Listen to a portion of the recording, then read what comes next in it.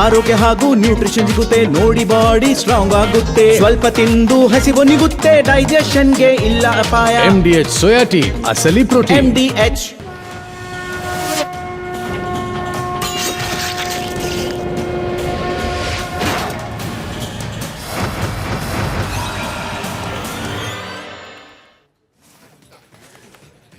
ಮಹಾಭಾರತದ ಈ ದಿನದ ಚರ್ಚೆಯಲ್ಲಿ ದೇಶದಲ್ಲಿ ವಿದ್ಯಾರ್ಥಿಗಳ ಭವಿಷ್ಯ ವರ್ಸಸ್ ಇಡೀ ದೇಶ, ವಿದ್ಯಾರ್ಥಿಗಳ ಭವಿಷ್ಯ ವರ್ಸಸ್ ಇಡೀ ದೇಶ, ಇಂಥ ಮನಸ್ಥಿತಿ ಬೇಕಾ?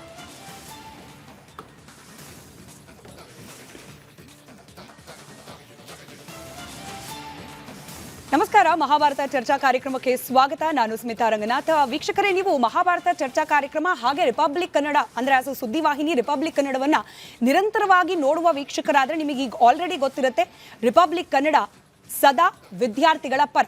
ನಮ್ಮ ರಾಜ್ಯದಲ್ಲಿ ನಡೆದಂತಹ ಪ್ರತಿಭಟನೆಗಳೇ ಆಗಿರಬಹುದು ಅಥವಾ ರಾಷ್ಟ್ರವ್ಯಾಪಿ ನಡೆದಂತಹ ಪ್ರತಿಭಟನೆಗಳೇ ಆಗಿರಬಹುದು, ವಿದ್ಯಾರ್ಥಿಗಳ ಪ್ರತಿಭಟನೆಗೆ ಆದ್ಯತೆಯ ಮೇರೆಗೆ ಸ್ಕ್ರೀನ್ ಸ್ಪೇಸ್ ಅನ್ನ ಕೊಡುವ ಪ್ರಾಮಾಣಿಕ ಪ್ರಯತ್ನವನ್ನ ರಿಪಬ್ಲಿಕ್ ಕನ್ನಡ ಮಾಡಿದೆ. ಮಹಾಭಾರತ ಚರ್ಚಾ ಕಾರ್ಯಕ್ರಮದಲ್ಲೂ ಕೂಡ ಈ ಸರ್ಕಾರಿ ಉದ್ಯೋಗಗಳ ಆಕಾಂಕ್ಷಿಗಳು ನಡೆಸಿದ ಪ್ರತಿಭಟನೆಯನ್ನ ಎಕ್ಸ್ಟೆನ್ಸಿವ್ ಆಗಿ ಕವರೇಜ್ ಮಾಡಿದ್ದೀವಿ. ಹಾಗೆ ನನಗೆ ಗೊತ್ತಿರೋ ಹಾಗೆ 3 ರಿಂದ 4 ಚರ್ಚಾ ಕಾರ್ಯಕ್ರಮಗಳನ್ನ ಕೂಡ ಅದೇ ವಿಚಾರಕ್ಕೆ ಸಂಬಂಧಪಟ್ಟಂತೆ ಮಾಡಿದ್ದೀವಿ. ಮತ್ತೊಮ್ಮೆ ಸಿಂಪಲ್ ಆಗಿ ಹೇಳಬೇಕು ಅಂದ್ರೆ ರಿಪಬ್ಲಿಕ್ ಕನ್ನಡ ಸದಾ ವಿದ್ಯಾರ್ಥಿಗಳ ಪರ. ಆದರೆ ದೆಹಲಿಯಲ್ಲಿ ವಿದ್ಯಾರ್ಥಿಗಳ ಪರ ಅಂತ ನಡೀತಾ ಇರುವ ಪ್ರತಿಭಟನೆ, ನಿನ್ನೆ ಆ ಪ್ರತಿಭಟನೆಯ ಹೆಸರಲ್ಲಿ ನಡೆದ ಕೆಲವೊಂದಷ್ಟು ಘಟನೆಗಳು ಅನಿವಾರ್ಯವಾಗಿ ಕೆಲವೊಂದಷ್ಟು ಪ್ರಶ್ನೆಗಳನ್ನ ಕೇಳಲೇಬೇಕು ಅನ್ನೋ ರೀತಿಯ ಅನಿವಾರ್ಯತೆಯನ್ನ ಸೃಷ್ಟಿ ಮಾಡಿಕೊಟ್ಟಿದೆ. ವಿದ್ಯಾರ್ಥಿಗಳಿಗೆ, ಅದರಲ್ಲೂ ವಿಶೇಷವಾಗಿ ನೀಟ್ ಪ್ರಶ್ನೆ ಪತ್ರಿಕೆ ಸೋರಿಕೆಯಿಂದ ಅನ್ಯಾಯಕ್ಕೆ ಒಳಗಾಗಿರುವ ವಿದ್ಯಾರ್ಥಿಗಳಿಗೆ ನ್ಯಾಯ ಸಿಗಲೇಬೇಕು, ಎರಡನೇ ಮಾತೇ ಇಲ್ಲ. ಆದರೆ ನ್ಯಾಯ ಸಿಗೋದು ಅಂದ್ರೆ ಏನು? ಭಾರತದ ಪ್ರಜಾಪ್ರಭುತ್ವದ ಹೆಗ್ಗುರುತಾಗಿರುವ ನಮ್ಮ ದೇಶದ ಪಾರ್ಲಿಮೆಂಟ್, ಸಂಸತ್ ಭವನ, ಅದು ಪುಡಿಯಾದ್ರೆ ನ್ಯಾಯ ಸಿಗುತ್ತಾ? ವಿದ್ಯಾರ್ಥಿಗಳಿಗೆ, ಅನ್ಯಾಯಕ್ಕೆ ಒಳಗಾಗಿರುವ ವಿದ್ಯಾರ್ಥಿಗಳಿಗೆ ನ್ಯಾಯ ಸಿಗಲೇಬೇಕು. ಸಿಗೋದು ಹೇಗೆ? ಭಾರತ ನೇಪಾಳ ಆಗೋ ಮೂಲಕನ? ಪ್ರತಿಭಟನೆ ಮಾಡ್ತೀವಿ ಅಂತ ಹೊರಟಿರುವವರು ಸಿಸ್ಟಮ್ ಅನ್ನ ಬದಲಾಯಿಸಬೇಕು ಅಂತ ಬಂದಿದ್ದಾರೆ. ಸಿಸ್ಟಮ್ ಬದಲಾವಣೆ ಅಂದ್ರೆ ಏನು? ಭಾರತವನ್ನ ನೇಪಾಳ, ಬಾಂಗ್ಲಾದೇಶ, ಶ್ರೀಲಂಕಾ ಮಾಡೋದು? ಎಲ್ಲ ಪ್ರಶ್ನೆಗಳಿಗೆ ಉತ್ತರವನ್ನ ಕಂಡುಕೊಳ್ಳೋ ಪ್ರಯತ್ನ ಮಹಾಭಾರತದಲ್ಲಿ ಮಾಡೋಣ. ಇದೇ ಪ್ರತಿಭಟನೆ ವಿಚಾರಕ್ಕೆ ಸಂಬಂಧಪಟ್ಟಂತೆ DK ಶಿವಕುಮಾರ್ ಮಾತನಾಡ್ತಿದ್ದಾರೆ, ಕೇಳು.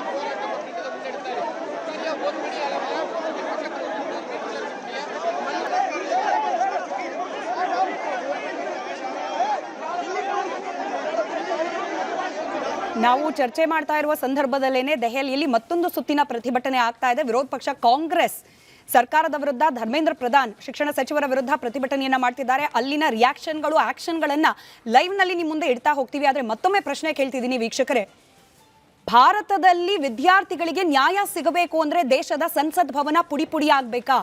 ಭಾರತದಂತಹ ಭವ್ಯ ದೇಶ ನೇಪಾಳ, ಬಾಂಗ್ಲಾದೇಶ, ಶ್ರೀಲಂಕಾದಂತೆ ಆಗಬೇಕಾ? ಈ ಪ್ರಶ್ನೆಗಳಿಗೆ ಆಸ್ಪದ ಮಾಡಿಕೊಟ್ಟಿರುವ ಪ್ರತಿಭಟನೆಯಲ್ಲಿ ನಿಜವಾಗ್ಲೂ ಭಾಗಿಯಾಗಿರುವ, ಅನ್ಯಾಯಕ್ಕೆ ಒಳಗಾಗಿರುವ ವಿದ್ಯಾರ್ಥಿಗಳು ಎಷ್ಟು ಮಂದಿ? ವಿದ್ಯಾರ್ಥಿಗಳ ಸೋಗಿನಲ್ಲಿ ದೇಶ ವಿರೋಧಿ ಚಟುವಟಿಕೆಯನ್ನ ನಡೆಸಬೇಕು ಅಂತ ಬಂದಿರುವವರು ಅವರೆಷ್ಟು ಮಂದಿ? ಎಲ್ಲ ಪ್ರಶ್ನೆಗಳಿಗೆ ಉತ್ತರವನ್ನ ಕಂಡುಕೊಳ್ಳೋ ಪ್ರಯತ್ನವನ್ನ ಇವತ್ತಿನ ಮಹಾಭಾರತ ಚರ್ಚಾ ಕಾರ್ಯಕ್ರಮದಲ್ಲಿ ಮಾಡೋಣ. ಚರ್ಚೆ ಪ್ರಾರಂಭಕ್ಕೆ ಮುಂಚೆ ಈ ಬಗ್ಗೆ ಒಂದು ವರದಿ ನಿಮ್ಮ ಮುಂದೆ.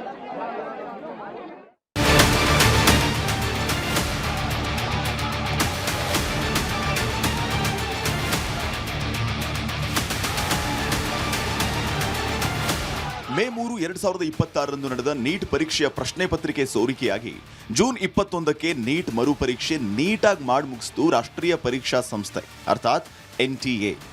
ಪ್ರಶ್ನೆ ಪತ್ರಿಕೆ ಸೋರಿಕೆ ಪ್ರಕರಣವನ್ನ ಕೇಂದ್ರ ತನಿಖಾ ಸಂಸ್ಥೆಯಾದ CBI ವಿಚಾರಣೆಗೆ ನೀಡಲಾಗಿದ್ದು ಈಗಾಗಲೇ ಹಲವು ಅಧಿಕಾರಿಗಳು ಮತ್ತು ಶಿಕ್ಷಕರನ್ನ ವಶಕ್ಕೂ ಪಡೆಯಲಾಗಿದೆ. ಆದರೆ ಇಷ್ಟಾಗೋದ್ರೊಳಗೆ ಹೋಗಿದ್ದು 11 ವಿದ್ಯಾರ್ಥಿಗಳ ಪ್ರಾಣ. ಜೊತೆಗೆ ಈ ಘಟನೆ ತೆಗೆದದ್ದು ಭಾರತದ ಶಿಕ್ಷಣ ವ್ಯವಸ್ಥೆಯ ಮಾನ.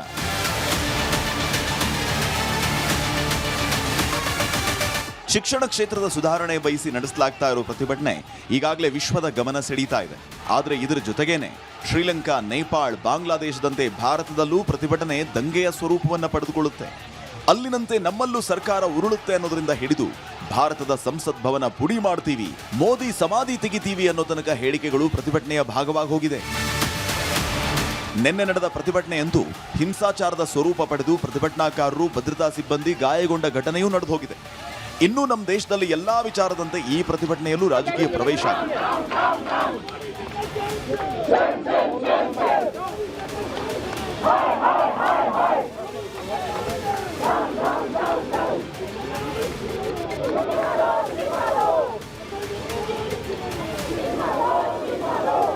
ಅನ್ಯಾಯ ಆಗಿದ್ದಲ್ಲಿ ನ್ಯಾಯಕ್ಕಾಗಿ ಹೋರಾಟ ಮಾಡುವುದು ಈ ದೇಶದ ಸಂವಿಧಾನ ಕೊಟ್ಟ ಹಕ್ಕು. ಆದರೆ ಆ ಹಕ್ಕನ್ನೇ ದುರುಪಯೋಗ ಪಡಿಸಿಕೊಳ್ಳೋ ಪ್ರಯತ್ನ ಆಗ್ತಾ ಇದೆಯಾ? ದೇಶದ ಸಮಗ್ರತೆ, ಭದ್ರತೆಗೆ ಧಕ್ಕೆ ತರೋ ಪ್ರಯತ್ನಕ್ಕೆ ಈ ಪ್ರತಿಭಟನೆ ವೇದಿಕೆ ಆಗ್ತಿದೆಯಾ? ಭಾರತದ ವಿರೋಧಿ ಕಾಣದ ಕೈಗಳು ಈ ಪ್ರತಿಭಟನೆಯ ಹಿಂದೂ ಕಾರ್ಯಪ್ರವೃತ್ತವಾಗಿದೆಯಾ? ವಿದ್ಯಾರ್ಥಿಗಳ ಹೆಸರಲ್ಲಿ ದೇಶ ವಿರೋಧಿಗಳಿಗೆ ಜೈಕಾರ ಹಾಕೋ ಪ್ರಯತ್ನ ನಡೀತಾ ಇದೆಯಾ? ಇದೆಲ್ಲದಕ್ಕೂ ಕೇಂದ್ರದಲ್ಲಿರೋ ಬಿಜೆಪಿ ನೇತೃತ್ವದ ಸರ್ಕಾರವೇ ಅವಕಾಶ ಕೊಟ್ಟು ನೇರ ಹೊಣೆಯಾಗ್ತಿದೆಯಾ? ಬನ್ನಿ ಚರ್ಚೆ ಮಾಡೋಣ.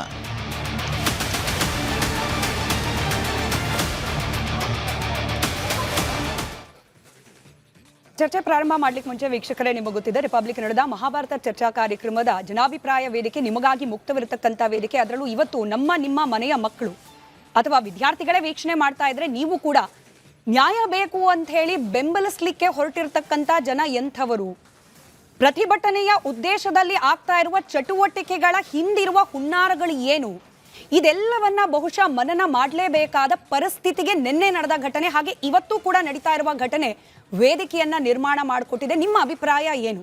ವಿದ್ಯಾರ್ಥಿಗಳಿಗೆ ಮತ್ತೊಮ್ಮೆ ಮಗದೊಮ್ಮೆ ಹೇಳ್ತಿದ್ದೀನಿ, ಅನ್ಯಾಯಕ್ಕೊಳಗಾದ ವಿದ್ಯಾರ್ಥಿಗಳಿಗೆ ನ್ಯಾಯ ಸಿಗಲೇಬೇಕು. ಆದರೆ ವಿದ್ಯಾರ್ಥಿಗಳಿಗೆ ನ್ಯಾಯ ಕೊಡಿಸ್ತೀವಿ ಅಂತ ಹೇಳ್ಕೊಂಡು ಬಂದ್ಬಿಟ್ಟು ದೇಶ ವಿರೋಧಿ ಘೋಷಣೆಗಳನ್ನ ಕೂಗೋದು, ವಿದ್ಯಾರ್ಥಿಗಳ ಪ್ರತಿಭಟನೆಯನ್ನ ದೇಶ ವಿರೋಧಿ ಚಟುವಟಿಕೆಗಳಿಗೆ ವೇದಿಕೆಯಾಗಿ ಬಳಕೆ ಮಾಡಿಕೊಳ್ಳೋ ಪ್ರಯತ್ನ ಮಾಡೋದು, ಇದು ಸರಿನಾ? ಈ ಬಗ್ಗೆ ನಿಮ್ಮ ಅಭಿಪ್ರಾಯಗಳನ್ನು ಸ್ಕ್ರೀನ್ನ ಕೆಳಭಾಗದಲ್ಲಿ ತೋರಿಸಲಾಗ್ತಾ ಇರುವ ದೂರವಾಣಿ ಸಂಖ್ಯೆಗಳಿಗೆ ಅಥವಾ ವಾಟ್ಸ್ಆ್ಯಪ್ ಎಕ್ಸ್ ಖಾತೆಯ ಮೂಲಕವೂ ಕೂಡ ನಿಮ್ಮ ಅಭಿಪ್ರಾಯಗಳನ್ನು ನಮ್ಮ ಜೊತೆಯಲ್ಲಿ ಹಂಚಿಕೊಳ್ಬಹುದು, ಚರ್ಚೆಯಲ್ಲಿ ಭಾಗಿಯಾಗಬಹುದು.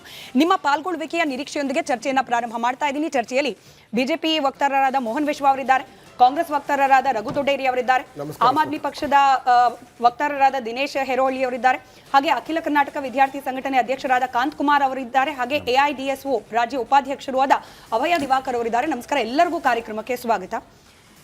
ಬಹುಶಃ ಕಾಂತ್ ಕುಮಾರ್ ಅವರೇ, ನೀವು ನನ್ನ ಮಾತನ್ನು ಒಪ್ಕೊಳ್ತೀರಿ ಅಂತ ಅಂತೀನಿ. ರಿಪಬ್ಲಿಕ್ ಕನ್ನಡ ಸದಾ ವಿದ್ಯಾರ್ಥಿಗಳ ಪರವಾಗಿ ಹಾಗೆ ಪರೀಕ್ಷಾರ್ಥಿಗಳ ಪರವಾಗಿ ಸುದ್ದಿಯನ್ನ ಪ್ರಸಾರ ಮಾಡಿದೆ, ಚರ್ಚೆಗಳನ್ನ ಕೂಡ ಪ್ರಸಾರ ಮಾಡಿದೆ. ನೀವು ಕೂಡ ಅನೇಕ ಪ್ಯಾನಲಿಸ್ಟ್ ಆಗಿ ಭಾಗಿಯಾಗಿದ್ದೀರಿ.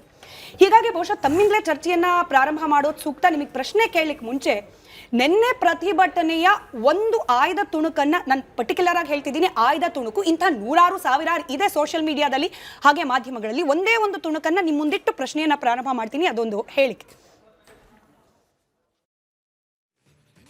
संसद भवन उखाड़ दिया जाएगा, संसद भवन उखाड़ दिया जाएगा, इस्तीफा नहीं मिला तो उखाड़ दिया जाएगा, सब कर दिया जाएगा, नेपाल बना दिया जाएगा, नेपाल नेपाल नेपाल नेपाल बनेगा, संसद भवन उखाड़ दिया जाएगा, संसद भवन उखाड़ दिया जाएगा, इस्तीफा नहीं मिला तो उखाड़ दिया जाएगा, सब कर दिया जाएगा, नेपाल बना दिया जाएगा, नेपाल नेपाल नेपाल नेपाल बनेगा, संसद भवन उखाड़ दिया जाएगा. ಕಾಂತಕುಮಾರ್ ಅವರೇ, ನೀಟ್ ಪರೀಕ್ಷೆಯ ಪತ್ರಿಕೆ ಲೀಕ್ ಆಗಿ ಅದರಿಂದ ಮನನೊಂದು ಆತ್ಮಹತ್ಯೆಗೆ ಶರಣಾಗಿರುವ ಪ್ರತಿಯೊಬ್ಬ ವಿದ್ಯಾರ್ಥಿಗೆ, ಅವರ ಕುಟುಂಬಸ್ಥರಿಗೆ ನ್ಯಾಯ ಸಿಗಲೇಬೇಕು. ಅದು ಧರ್ಮೇಂದ್ರ ಪ್ರಧಾನ್ ಅವರ ರಾಜೀನಾಮೆಯಿಂದ ಸಿಗುತ್ತೆ ಅನ್ನೋಂಗಿದ್ರೆ ರಾಜೀನಾಮೆಯನ್ನ ಕೇಳ್ತಾ ಇರೋದು ಕೂಡ ಸಂವಿಧಾನದತ್ತವಾದ ಹಕ್ಕೇನೆ, with all due respect. But ಅನ್ಯಾಯಕ್ಕೊಳಗಾದ ವಿದ್ಯಾರ್ಥಿಗಳಿಗೆ ನ್ಯಾಯ ಸಿಗಬೇಕು ಅಂತಂದ್ರೆ ಈ ದೇಶದ ನಾಗರಿಕರು, ನೀವು ಕಟ್ಟಿರುವ ತೆರಿಗೆ ದುಡ್ಡಿನಲ್ಲಿ 1200 ಕೋಟಿ ವೆಚ್ಚ ಮಾಡಿ ಕಟ್ಟಿರುವ ಸಂಸತ್ ಭವನ ಪುಡಿ ಯಾಕಾಗಬೇಕು? I have paid tax, you have paid tax, ನಮ್ಮ ವೀಕ್ಷಕರು ಟ್ಯಾಕ್ಸ್ ಕಟ್ಟಿದ್ದಾರೆ, ಆ ಟ್ಯಾಕ್ಸ್ನ ದುಡ್ಡಲ್ಲಿ ಕಟ್ಟಿರುವ ಸಂಸತ್ ಭವನ ಪುಡಿ ಯಾಕಾಗಬೇಕು? ನಮ್ಮ ದೇಶ ಭಾರತ, ಈ ಭಾರತ ದೇಶ ಪಕ್ಕದ ನೇಪಾಳ, ಅತಂತ್ರವಾಗಿರುವ ನೇಪಾಳ, ಭಾರತದ GDPಯಲ್ಲಿ ಅರ್ಧ ಕೂಡ ಇಲ್ಲದಂತಹ ನೇಪಾಳ ಯಾಕಾಗಬೇಕು ಭಾರತ? ಹಿಂಗಾದ್ರೆ ನಾನು ನ್ಯಾಯ ಸಿಗೋದು ವಿದ್ಯಾರ್ಥಿಗಳಿಗೆ? ನಾನು ಸಿವಿಲ್ ಇಂಜಿನಿಯರ್ ಆಗಿ, ನಾನು ಸಿವಿಲ್ ಇಂಜಿನಿಯರು ಓದಿದ್ದೀನಿ ಮತ್ತು ಅದ್ರ ಜೊತೆ ಕಾನೂನು ತಿಳ್ಕೊಂಡಿದ್ದೀನಿ. ಆ್ಯಸ್ ಎ ಅಡ್ವೊಕೇಟ್ ಆಗಿ ಹೇಳ್ತೀನಿ. ಎರಡೂ ವಿಚಾರದಾಗ ಹೇಳೋದಾದರೆ, ಒಂದು ಸಣ್ಣ ಬಿಲ್ಡಿಂಗ್ ಕಟ್ಟಬೇಕಾದ್ರೂ ಅಷ್ಟು ಸುಲಭ ಅಲ್ಲ. ಯಾಕೆಂದರೆ ಅದರದೇ ಆದಂಥ ಒಂದು ಪ್ಲ್ಯಾನಿಂಗ್ ಇರುತ್ತೆ, ಅದರದೇ ಆದ ಒಂದು ರಿಸೋರ್ಸಿಂದ ಒಂದು ಬಿಲ್ಡಿಂಗ್ ಪ್ಲ್ಯಾನ್ ಮಾಡಿ ಕಟ್ತೀವಿ. ಒಂದು ಮನೆ ಕಟ್ಬೇಕಂತಂದ್ರೂ ಇಡೀ ಎಂಟೈರ್ ಫ್ಯಾಮಿಲಿ ವರ್ಷಾನುಗಟ್ಲೆ ದುಡ್ದಿರೋ ಒಂದು ದುಡ್ಡಲ್ಲಿ ಒಂದು ಮನೆ ಕಟ್ತೀವಿ. ಒಂದು ದೇಶದಲ್ಲಿ ಯಾವುದೇ ಒಂದು ಪ್ರಾಪರ್ಟಿ, ಒಂದು ಬಿಲ್ಡಿಂಗ್, ಸ್ಕೂಲು, ಕಾಲೇಜಸ್, ಒಂದು ಪಾರ್ಲಿಮೆಂಟ್ ಇರ್ಬೋದು, ವಿಧಾನಸೌಧ ಏನೇ ಕಟ್ಟಬೇಕಾದ್ರೂ ಪ್ರತಿಯೊಬ್ಬರದ್ದು ಶ್ರಮ ಇದೆ. ಅದರಿಂದನೇ ಆ ಒಂದು ಬಿಲ್ಡಿಂಗ್, ಅದು ಡೆವಲಪ್ಮೆಂಟಿಗೆ ಅದು ಒಂದು ಇಂಪಾರ್ಟೆಂಟ್ ರಿಸೋರ್ಸ್ ಅದು ನಮ್ಮ ದೇಶಕ್ಕೆ. ಹಂಗಾಗಿ ಇವತ್ತು ನಾನು ಆಸ್ ಎ ಸಿವಿಲ್ ಇಂಜಿನಿಯರ್ ಹಂಗೆ ಹೇಳೋದಾದ್ರೆ, ಯಾರು ವ್ಯಕ್ತಿಗಳೊಂದು ನಮ್ಮ ಒಂದು ಪ್ರಾಪರ್ಟಿನ ನಾವೇ ಹಾಳು ಮಾಡ್ಕೊಳೋದಕ್ಕೆ ನಾವು ಬಿಡಬಾರ್ದು. ಕ್ಷಮೆ ಇರಲಿ, ಇಂಟರಪ್ಟ್ ಮಾಡ್ತಿದ್ದೀನಿ. ಇದು ಕೇವಲ ಕಟ್ಟಡ ಅಲ್ಲ ಸರ್, ಇಡೀ ವಿಶ್ವದ ಪ್ರಜಾಪ್ರಭುತ್ವ ವ್ಯವಸ್ಥೆಯಲ್ಲೇ ಅತ್ಯಂತ ದೊಡ್ಡ ಪ್ರಜಾಪ್ರಭುತ್ವ ವ್ಯವಸ್ಥೆಯಾದ ಭಾರತದ ಪ್ರತಿಬಿಂಬ ನಮ್ಮ ಪಾರ್ಲಿಮೆಂಟ್, ನಮ್ಮ ಸಂಸತ್ ಭವನ. It's not a building. ಇಲ್ಲ, ಕರೆಕ್ಟ್ ಮ್ಯಾಮ್. ಬರೀ ಪಾರ್ಲಿಮೆಂಟ್ ಈಗ ನಮ್ದಿದೆ ಅಂತ ಅಂದಿದ ತಕ್ಷಣ ಈಗ ಆ ವ್ಯಕ್ತಿ ಮಾತಾಡೋದಕ್ಕೆ ಒಂದು ರೀಸನ್ನು ಇದೆ ಮೇಡಮ್. ಈಗ ನಾವು ಒಂದು ಮೈಂಡಲ್ಲಿ ಮತ್ತೆ ಅವನ ಮನಸ್ಸಲ್ಲಿ ಯಾಕೆ ಅಷ್ಟೊಂದು ಆಕ್ರೋಶ ಕಾಡ್ತಾ ಇದೆ ಅನ್ನೋದು, ಅದು ಬೇಸಿಕ್ ನಾವು ಅರ್ಥ ಮಾಡ್ಕೊಬೇಕಾಗುತ್ತೆ. ಇವತ್ತು ವಿತೌಟ್ ಪರ್ಮಿಷನ್ ಅಷ್ಟು ಜನ ಸೇರಿ ಪ್ರೊಟೆಸ್ಟಿಂಗ್ ಮಾಡಿದಾರೆ ಅಂತಂದ್ರೆ, ಅವರಲ್ಲಿ ಅಟ್ಲೀಸ್ಟ್ ಯಾರೋ 1-2% ಇಲ್ಲ ಒಂದು 10% ಮ್ಯಾಕ್ಸಿಮಮ್ ಹೊರಗಡೆಯಿಂದ ಬಂದಿರ್ಬೋದು, ಇಲ್ಲ ದೇಶ ವಿರೋಧಿ ಚಟುವಟಿಕೆ ಆಗಿರ್ಬೋದು. But all of the sudden 90% ನಾವು ಮೆಜಾರಿಟಿ ನೋಡೋದಾದ್ರೆ, ಇವತ್ತು ಪಾರ್ಲಿಮೆಂಟ್ ಅಷ್ಟು ಜನ ಸೇರಿ ಸ್ಟೂಡೆಂಟ್ಸ್, ಯುವಕರು ಸೇರಿದಾರೆ ಅಂತಂದ್ರೆ, ನಮ್ಮ ದೇಶದ ಎಜುಕೇಶನ್ ಸಿಸ್ಟಮ್ ಹೆಂಗಿದೆ ಮತ್ತೆ ಅನ್ಎಂಪ್ಲಾಯ್ಮೆಂಟ್ ಎಷ್ಟು ಪೀಕ್ ಇದೆ ಅನ್ನೋದು ಯೋಚನೆ ಮಾಡ್ಬೇಕಾಗುತ್ತೆ ನಾವು ಫಸ್ಟ್ ಥಿಂಗ್. ಯಾಕೆಂದ್ರೆ ನಮ್ಮ ರಾಜ್ಯದಲ್ಲೂ ನಾವು ನೂರಾರು ಹೋರಾಟ ಮಾಡಿದೀವಿ ರೆಕ್ರೂಟ್ಮೆಂಟ್ ಮಾಡಿಸ್ಬೇಕಂತ ಹೇಳಿ. ಆ ಒಂದು ಅನ್ಎಂಪ್ಲಾಯ್ಮೆಂಟ್, ಎಜುಕೇಶನ್ ಸಿಸ್ಟಮ್, ಒಂದು ಎಕ್ಸಾಮ್ ಕಂಡಕ್ಟ್ ಮಾಡಬೇಕಾದ್ರೆ 23 ಲಕ್ಷ ಜನ ಆಸ್ಪಿರೆಂಟ್ ನೀಟ್ ಎಕ್ಸಾಮ್ ಬರ್ದಿದ್ದಾರೆ ಅಂತಂದ್ರೆ, ಆ ಎಕ್ಸಾಮ್ ಅಲ್ಲಿ ಲೂಪ್ ಹೋಲ್ಸ್ ಆಗಿದೆ. ಆಯ್ತು, ಅದನ್ನ ಚೇಂಜಸ್ ಮಾಡ್ಬೇಕಂದ್ರೆ ಎಷ್ಟು ದಿನ ಬೇಕು ಮ್ಯಾಮ್? ನೆಕ್ಸ್ಟ್ ಡೇನೆ ಬಂದು ಪ್ರಧಾನ ಮಂತ್ರಿ ಆಗಿರ್ಬೋದು, ಶಿಕ್ಷಣ ಸಚಿವರಾಗಿರ್ಬೋದು ಬಂದು ಯಾರೆಲ್ಲ ಅದರಲ್ಲಿ ಕಲ್ಪ್ರಿಂಟ್ ಆಗಿದ್ರೆ, ಅವ್ರಿಗೆ ಅನ್ಯಾಯ ಆಗಿದೆ ಅಂಥವ್ರಿಗೆ ಒಂದು ಸಾಂತ್ವನ ಹೇಳಿ, ನೆಕ್ಸ್ಟ್ ಎಕ್ಸಾಮ್ಸ್ ಈ ರೀತಿ ಇರುತ್ತೆ, ಈ ರೀತಿ ಮಾಡ್ತೀವಿ, ಅಟ್ಲೀಸ್ಟ್ ಈ ತರ ಕಾಸಸ್ ಆಗಿದೆ, ಈ ತರ ಯಾರ್ಯಾರು ಇನ್ವಾಲ್ವ್ಮೆಂಟ್ ಇದ್ದಾರೆ ಅವ್ರಿಗೆ ನಾವು ಶಿಕ್ಷೆ ಕೊಡ್ತೀವಿ. ಅಟ್ಲೀಸ್ಟ್ ಶಿಕ್ಷೆ ಆದ್ರೂ ಕೊಟ್ಟಿದಾರ? ಇದು ಒಂದ್ ಟೈಪ್ ಫಸ್ಟ್ ಟೈಮ್ ಇಲ್ಲ madam. Every year number of death ಜಾಸ್ತಿ ಆಗ್ತಾ ಇದೆ, number of question paper leak ಜಾಸ್ತಿ ಆಗ್ತಾ ಇದೆ. ಹಂಗಂದಾಗ ಈಗ ನಂಬರ್ ಆಫ್ ವೇಕೆನ್ಸಿನ ಜಾಸ್ತಿ ಮಾಡ್ತೀವಿ. ಅಟ್ಲೀಸ್ಟ್ ನೀಟ್ ಎಕ್ಸಾಮ್ಸ್ ಅಲ್ಲಿ ಎಷ್ಟು ಇದೆ? 1 ಲಕ್ಷ 1.5 ಲಕ್ಷ ವೇಕೆನ್ಸಿ ಇದೆ. ಸ್ವಲ್ಪ ನಂಬರ್ ಆಫ್ ವೇಕೆನ್ಸಿ ಜಾಸ್ತಿ ಮಾಡ್ತೀವಿ. ನಿಮಗೆ ಫೀಸ್ ಇರ್ಬೋದು, ನೆಕ್ಸ್ಟ್ ಟೈಮ್ ಸರ್ಕಾರದ ಕಡೆಯಿಂದ ಸ್ಪಂದನೆ ಸಿಕ್ಕಿದ್ರೆ ಇಂಥ ಹೇಳಿಕೆಗಳಿಗೆ ವೇದಿಕೆ ಇರ್ತಿರ್ಲಿಲ್ಲ. ಅಭಯ ಅವರಿಗೆ ಪ್ರಶ್ನೆ ಕೇಳೋಣ ಅಂತಿದ್ದೆ, ಬಟ್ ನೀವು ಕೂಡ ಉತ್ತರ ಕೊಡ್ಬೋದು. ಅದಾದ್ಮೇಲೆ ಅಭಯ ಅವರು ಸೇಮ್ ಪ್ರಶ್ನೆಗೆ ಉತ್ತರ ಕಂಟಿನ್ಯೂ ಮಾಡ್ಲಿ. ಕಾಂತಕುಮಾರ್ ಅವರೇ, ನೀವು ಕೂಡ ಒಂದು ಸ್ಟೂಡೆಂಟ್ ಪ್ರೊಟೆಸ್ಟ್ ಅನ್ನ ಲೀಡ್ ಮಾಡಿದ್ರಿ ಕರ್ನಾಟಕದಲ್ಲಿ. ಸರಿಸುಮಾರು ಇಷ್ಟಿಲ್ದಿದ್ರು ಇದ್ರ ಅರ್ಧ ಜನ ಅಂತೂ ಸೇರಿದ್ರು. 100% ನಿಮಗೂ ಕೂಡ ಪೊಲೀಸ್ ಅನುಮತಿ ಇರಲಿಲ್ಲ. ನೀವು ಪ್ರತಿಭಟನೆ ಮಾಡುವಾಗ್ಲೂ ಕೂಡ ಧಿಕ್ಕಾರಗಳನ್ನ ಕೂಗಿದ್ದನ್ನ ನಾವು ಕೂಡ ಕೇಳಿಸ್ಕೊಂಡಿದೀವಿ. ಈ ಪ್ರಶ್ನೆ ಸಾಮಾಜಿಕ ಜಾಲತಾಣದಲ್ಲಿ ಚರ್ಚೆ ಆಗ್ತಿದೆ ಅನ್ನೋ ಕಾರಣ ಕೇಳ್ತಾ ಇದ್ದೀನಿ. ಇದು ನನ್ನ ಪ್ರಶ್ನೆ ಕೇಳಿಸ್ಕೊಡ್ಬೇಡಿ, ಇದು ನನ್ನ ವೈಯಕ್ತಿಕನೂ ಅಲ್ಲ, ರಿಪಬ್ಲಿಕ್ ಕನ್ನಡದ ಪ್ರಶ್ನೆನೂ ಅಲ್ಲ. ಕರ್ನಾಟಕದಲ್ಲಿ ನಡೆದಂತ ಪರೀಕ್ಷಾರ್ಥಿಗಳ ಪ್ರತಿಭಟನೆಯಲ್ಲಿ ಯಾವತ್ತೂ ಕೂಡ ನಾವು ವಿಧಾನಸೌಧವನ್ನ ಪುಡಿ ಮಾಡ್ತೀವಿ ಅಂತ ಘೋಷಣೆ ಬಂತ? Yes or no? ಬಂದಿಲ್ಲ. ನಮ್ಮ ರಾಜ್ಯದಲ್ಲಿ ನಡೀತಾ ಇದ್ದ ಪ್ರತಿಭಟನೆಯಲ್ಲಿ ಇದೊಂದು ಪ್ರಶ್ನೆ. ನಮ್ಮ ರಾಜ್ಯದಲ್ಲಿ ನಡೀತಾ ಇದ್ದ ಪರೀಕ್ಷಾರ್ಥಿಗಳ ಆಕ್ರೋಶ ಭರಿತ ಪ್ರತಿಭಟನೆಯಲ್ಲಿ ನಮ್ಮ ರಾಜ್ಯದ ಮುಖ್ಯಮಂತ್ರಿಗಳನ್ನ, ಅದು ಹಿಂದಿದ್ದ ಸಿದ್ದರಾಮಯ್ಯನೋ ಅಥವಾ ಈಗಿರುವಂತಹ DK ಶಿವಕುಮಾರ್ ಅವರು, CM ಅನ್ನ ನಾವು ಅವರ ಸಮಾಧಿಯನ್ನ ಬಗಿತೀವಿ ಅನ್ನೋ ರೀತಿಯ ಹೇಳಿಕೆಗಳು ಯಾವತ್ತೂ ಬರಬಾರ್ದು. ಬಂತ ಮೇಡಮ್? ಈಗ ನಾವು ನೂರಾರು ಹೋರಾಟ ಮಾಡಿದೀವಿ ಕರ್ನಾಟಕದಲ್ಲಿ. ಯಾವತ್ತು ವಿತೌಟ್ ಪರ್ಮಿಷನ್ಸ್ ನಾವು ಯಾವ ಹೋರಾಟನೂ ಮಾಡಿಲ್ಲ. ಫಸ್ಟ್ ಥಿಂಗ್, ನಾವು ಹೋರಾಟಕ್ಕೆ ಪರ್ಮಿಷನ್ಸ್ ಕೊಟ್ಟಿಲ್ಲ ಅಂದ್ರೆ ಕೋರ್ಟ್ಗೆ ಹೋಗಾಗಿ ಆದ್ರೂ ನಾವು ಪರ್ಮಿಷನ್ಸ್ ತಗೊಂಬಂದು ಮಾನ್ಯ ಮುಖ್ಯಮಂತ್ರಿ ಅಂದ್ರೆ ಈ ಮಾಜಿ ಮುಖ್ಯಮಂತ್ರಿ ಸಿದ್ದರಾಮಯ್ಯ ಸರ್ನ 1 ಅವರ್ ಚರ್ಚೆ ಮಾಡೋದಕ್ಕೆ ಕೋರ್ಟ್ ಅನುಮತಿ ಕೊಟ್ಟಿತ್ತು ನಮಗೆ. ಈಗ ಸುಮಾರು 30 ಇಶ್ಯೂಸ್ ಚರ್ಚೆ ಮಾಡೋದ್ರ ಮುಖಾಂತರ ಸಾಲ್ವ್ ಮಾಡ್ಕೊಂಡಿದೀವಿ, ಇಲ್ಲ ಅಂತ ಹೇಳಿಲ್ಲ. ಬಟ್ ಅಲ್ಲಿ ಈ ನೀಟ್ ಎಕ್ಸಾಮ್ಸ್ ಅಲ್ಲಿ ಕೇಂದ್ರ ಸರ್ಕಾರ 20 ಜನ. ನನ್ನ ಪ್ರಶ್ನೆ ಸಿಂಪಲ್ ಇತ್ತು ಕಾಂತಕುಮಾರ್ ಅವರೇ. ನಮ್ಮ ರಾಜ್ಯದಲ್ಲಿ ನಡೆದ ಪ್ರತಿಭಟನೆಯಲ್ಲಿ ನಮ್ಮ ವಿಧಾನಸೌಧವನ್ನ ಪುಡಿ ಮಾಡಬೇಕು ಅನ್ನೋ ಇಂಟೆನ್ಷನ್ ಯಾರಿಗೂ ಇರಲಿಲ್ಲ, ಬರ್ಲೂ ಕೂಡ್ದು. ನಮ್ಮ ರಾಜ್ಯದ ಚುನಾಯಿತ ಪ್ರತಿನಿಧಿಯ ವಿರುದ್ಧವಾಗಿ ಅವಹೇಳನಕಾರಿ ಮಾತುಗಳು ಬರ್ಲಿಲ್ಲ, ಬರ್ಕೂಡ್ದು. That is a role model for protest. ಇಂಥ ಪ್ರತಿಭಟನೆಗಳಾಗಬೇಕು ಅಲ್ವಾ? ತಪ್ಪಿದ್ಯಾ ಪ್ರಶ್ನೆ? ಇಲ್ಲ, ಕರೆಕ್ಟ್ ಇದೆ ಮ್ಯಾಮ್. ಇವತ್ತು ಈಗ ಮುಂದೆ ನಿಂತ್ಕೊಂಡು ಲೀಡ್ ಮಾಡಂತ ವ್ಯಕ್ತಿಗಳು ಯಾವ ರೀತಿ ಇರ್ತಾರೆ ಅನ್ನೋದ್ರ ಮೇಲೆ ಡಿಪೆಂಡ್ ಆಗುತ್ತೆ. ಇಲ್ಲ ಮುಂದೆ ನಿಂತ್ಕೊಂಡು ಯಾರು ಮುಂದೆ ಲೀಡ್ ಮಾಡ್ತಾರೆ ಅವ್ರದ್ ಮಾತನ್ನ ಎಲ್ರು ಕೇಳ್ಬೇಕಾಗುತ್ತೆ. ಯಾಕೆಂತಂದ್ರೆ ಈಗ ನಾವು ಮುಂದೆ ನಿಂತ್ಕೊಂಡು ನಾವೇನ್ ಹೇಳ್ತಿದೀವಿ ಅದನ್ನ ಎಲ್ರು ಕೇಳ್ತಾ ಇದ್ರೋದನ್ನ, ಆ ಸ್ಟೇಟ್ಮೆಂಟ್ಸ್ ಇರ್ಬೋದು, ಯಾವುದೇ ಒಂದು ಹೋರಾಟ ನಾವು ಆಕ್ರೋಶ ಮಾಡ್ತೀವಿ ಕೇಂದ್ರ ಸರ್ಕಾರ ರಾಜ್ಯ ಸರ್ಕಾರದ ವಿರುದ್ಧ ನಾವು ಧಿಕ್ಕಾರಕ್ಕೆ ಹೋಗ್ತಾ ಇದ್ವಿ. ನಾವು ಪ್ರಶ್ನೆ ಮಾಡ್ತಾ ಇದೀವಿ, ನಮಗೆ ಬೇಕೇ ಬೇಕು ಅಂತ ಹೇಳ್ಬಿಟ್ಟು ವ್ಯಕ್ತಿಗಳು ನಾವು ಪ್ರಶ್ನೆ ಮಾಡ್ತಾ ಇದೀವಿ ಹೊರತು ನಮ್ ದೇಶ ನಾಳ್ ಮಾಡ್ಬೇಕು, Correct. ನಮ್ ದೇಶದ ವಿರುದ್ಧ ಅಲ್ವಾ ಅಭಯ್ ಅವರೇ ಎಕ್ಸಾಕ್ಟ್ಲಿ ವೆಲ್ ಸೆಡ್ ಕಾಂತಕುಮಾರ್ ಅವರೇ ಅಭಯ್ ಅವರೇ ಇದೆ ಅಲ್ವಾ ನಮ್ಮ ಉದ್ದೇಶ ಕೂಡ ಅಂದ್ರೆ ಯಾರೆಲ್ಲ ಪ್ರತಿಯೊಂದು ಸ್ಟೂಡೆಂಟ್ಸ್ ಹೇಳ್ತಾ ಇರೋದಿದೆ, ಪ್ರತಿಯೊಂದು ಗವರ್ಮೆಂಟ್ ಪ್ರಾಪರ್ಟಿ ಏನಿದೆ ಅದು ನಮ್ ಪ್ರಾಪರ್ಟಿ, ಬೇರೆ ಯಾರು ಅಲ್ಲ. ಸರಿ ಅಭಯ್ ಅವರೇ ಕರೆಕ್ಟ್. ಅಭಯ್ ಅವರು ಇನ್ನು 3 ಜನ ಬರ್ತೀನಿ ಸರ್, ವಾಪಸ್ ಬರ್ತೀನಿ. ಅಭಯ್ ಅವರೇ ಪ್ರಶ್ನೆ ಸಿಂಪಲ್ ಇದೆ.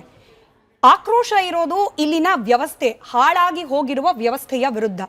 ಆಕ್ರೋಶ ಇರೋದು ನಮ್ಮ ಇನ್ಕಾಂಪಿಟೆಂಟ್, ನಾನು ಅದೇ ಪದ ಬಳಕೆ ಮಾಡಿ ಹೇಳ್ತೀನಿ, ಇನ್ಕಾಂಪಿಟೆಂಟ್ ಚುನಾಯಿತ ಪ್ರತಿನಿಧಿಗಳ ವಿರುದ್ಧ. ಹೌದಲ್ವಾ? ಹೌದು ಮೇಡಮ್. ಹಂಗಿದ್ದಾಗ ಇಡೀ ದೇಶದ ವಿರುದ್ಧವಾಗಿ, ಈ ದೇಶದಲ್ಲಿರ್ತಕ್ಕಂಥ ಸಂಸ್ಕೃತಿಯ ವಿರುದ್ಧವಾಗಿ, ಈ ದೇಶದಲ್ಲಿ ಆರಾಧಿಸುವ ದೇವರ ವಿರುದ್ಧವಾಗಿ ಹೇಳಿಕೆಗಳು ಪ್ರತಿಭಟನೆಗೆ ಯಾಕೆ ವೇದಿಕೆ ಆಗಬೇಕು? ಮೇಡಮ್, ನನ್ನ ಈ ವೇದಿಕೆ ಮೂಲಕ ನನ್ನ ಅಪೀಲ್ ಇರೋದು, ಪೊಲೀಸು ಬಹಳ ದಕ್ಷವಾಗಿದೆ, ಕಣ್ಣಾರೆ ಕಂಡ್ಬಿಟ್ವಿ, ಬಹಳ ಪವರ್ಫುಲ್ ಆಗಿದೆ ಮೇಡಮ್ ಪೊಲೀಸು. ಇಂಥವ್ರನ್ನ ಫೈಂಡ್ ಔಟ್ ಮಾಡಿ ಇಮಿಡಿಯೇಟ್ಲಿ ಆಕ್ಷನ್ ತಗೊಳ್ಳಿ ಮೇಡಮ್. ಅಲ್ಲಿ ನಾನು ಮುಂದುವರೆದು ಹೇಳಕ್ ಇಷ್ಟಪಡ್ತೀನಿ ಮೇಡಮ್. ಯಾವ ಒಬ್ಬ ವ್ಯಕ್ತಿ ಇನ್ನೊಬ್ಬ ವ್ಯಕ್ತಿ ಅಥವಾ 100 ಜನ ವ್ಯಕ್ತಿಗಳ ರೂಲ್ ಏನೋ ಅವ್ರ ಮಿಸ್ಬಿಹೇವಿಯರ್ ಇಂದಾಗಿ ಅನ್ರೂಲಿ ಆಗಿದ್ದಾರೆ ಅಂತ ಇದನ್ನ ತೋರಿಸ್ಬಿಟ್ಟು ಇಡೀ ಹೋರಾಟನ ಬ್ಲೇಮ್ ಮಾಡೋದ್ರಲ್ಲಿ ನನಗೆ ಪ್ರಾಬ್ಲಮ್ ಅನ್ಸುತ್ತೆ ಮೇಡಮ್. ಅಲ್ಲಿ ನಾವು ಇಡೀ ಪ್ರತಿಭಟನೆಯನ್ನ ಬ್ಲೇಮ್ ಮಾಡ್ತಾ ಇಲ್ಲ, ಬಟ್ ಪ್ರತಿಭಟನೆಯ ನೇತೃತ್ವವನ್ನ ವಹಿಸಿಕೊಂಡಾಗ ಜವಾಬ್ದಾರಿ ರೋಲ್ ತುಂಬಾ ಪ್ಲೇ ಆಗುತ್ತೆ. ಯಾಕೆಂದ್ರೆ ಇಂಥ ವಿಡಿಯೋಗಳು ಸರ್ಕ್ಯುಲೇಟ್ ಆಗ್ತಾ ಇರ್ಬೇಕಾದ್ರೆ, ಇಂಥ ಹೇಳಿಕೆಗಳು ಅವರದ್ದೇ ಪ್ರತಿಭಟನೆಯ ವೇದಿಕೆಯಿಂದ ಬರ್ತಾ ಇರ್ಬೇಕಾದ್ರೆ, ಕಾಂತಕುಮಾರ್ ಅಂತ ಅಭಯ ಅಂತ ಸೆನ್ಸಿಬಲ್ ಸ್ಟೂಡೆಂಟ್ ಲೀಡರ್ಸ್ ಏನ್ ಮಾಡ್ತಾರೆ, ಇವ್ರಿಗೂ ನಮಗೂ ಸಂಬಂಧ ಇಲ್ಲ, ನೀವು ಕರೆಕ್ಟ್ ಓಪನ್ ಮಾಡಿದ್ರಿ, ಇಂಥವರನ್ನ ಪೊಲೀಸ್ ಕ್ರಮ ಕೈಗೊಳ್ಬೇಕು.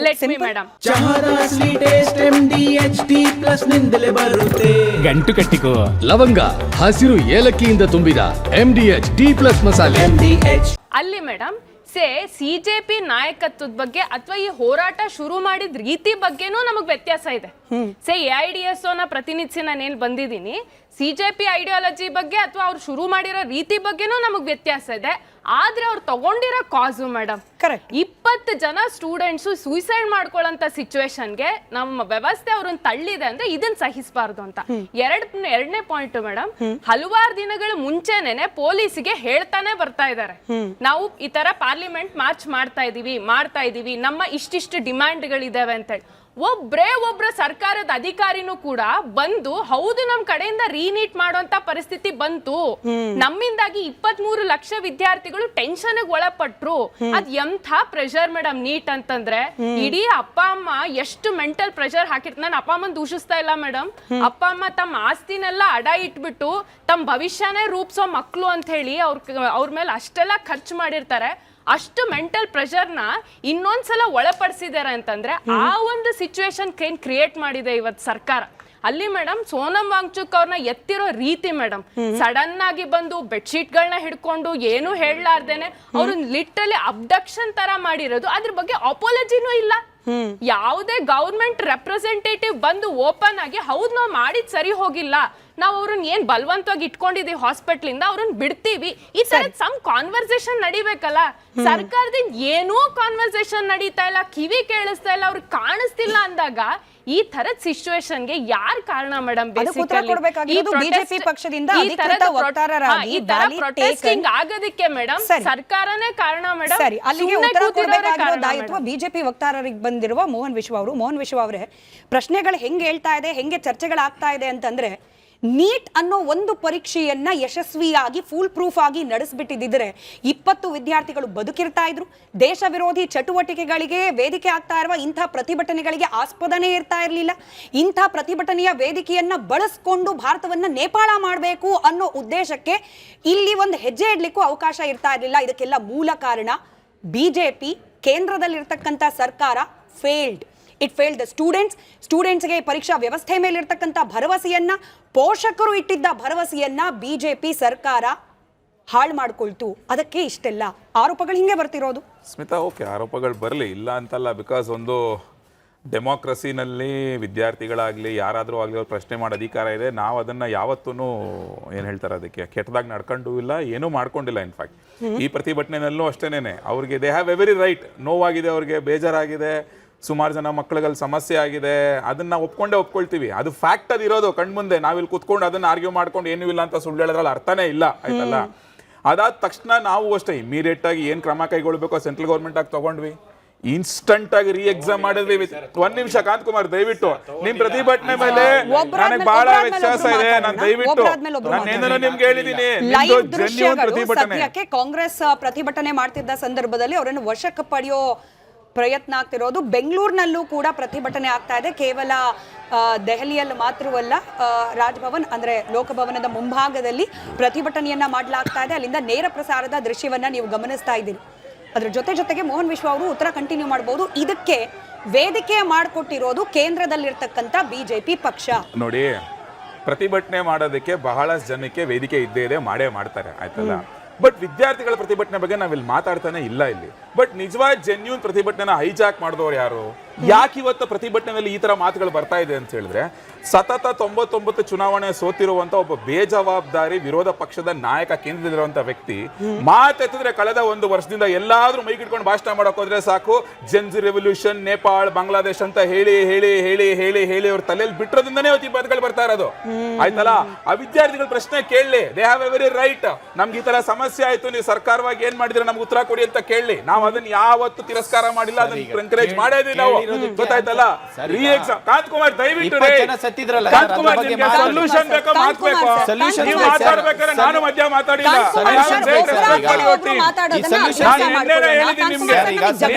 ನಿಜವಾಗ್ಲೂ ಪ್ರತಿಭಟನೆ ನಾನು ಅಪ್ರಿಶಿಯೇಟ್ ಮಾಡ್ತಾರೆ, ಬಿಕಾಸ್ ನಿಮ್ ಪ್ರತಿಭಟನೆ ಯಾವ ಆಂಟಿ ನ್ಯಾಷನಲ್ ಎಲಿಮೆಂಟ್ ಒಬ್ರು ಬರ್ಲಿಲ್ಲ, ಚೆನ್ನಾಗಿ ಮಾಡಿದ್ರಿ ನೀವು.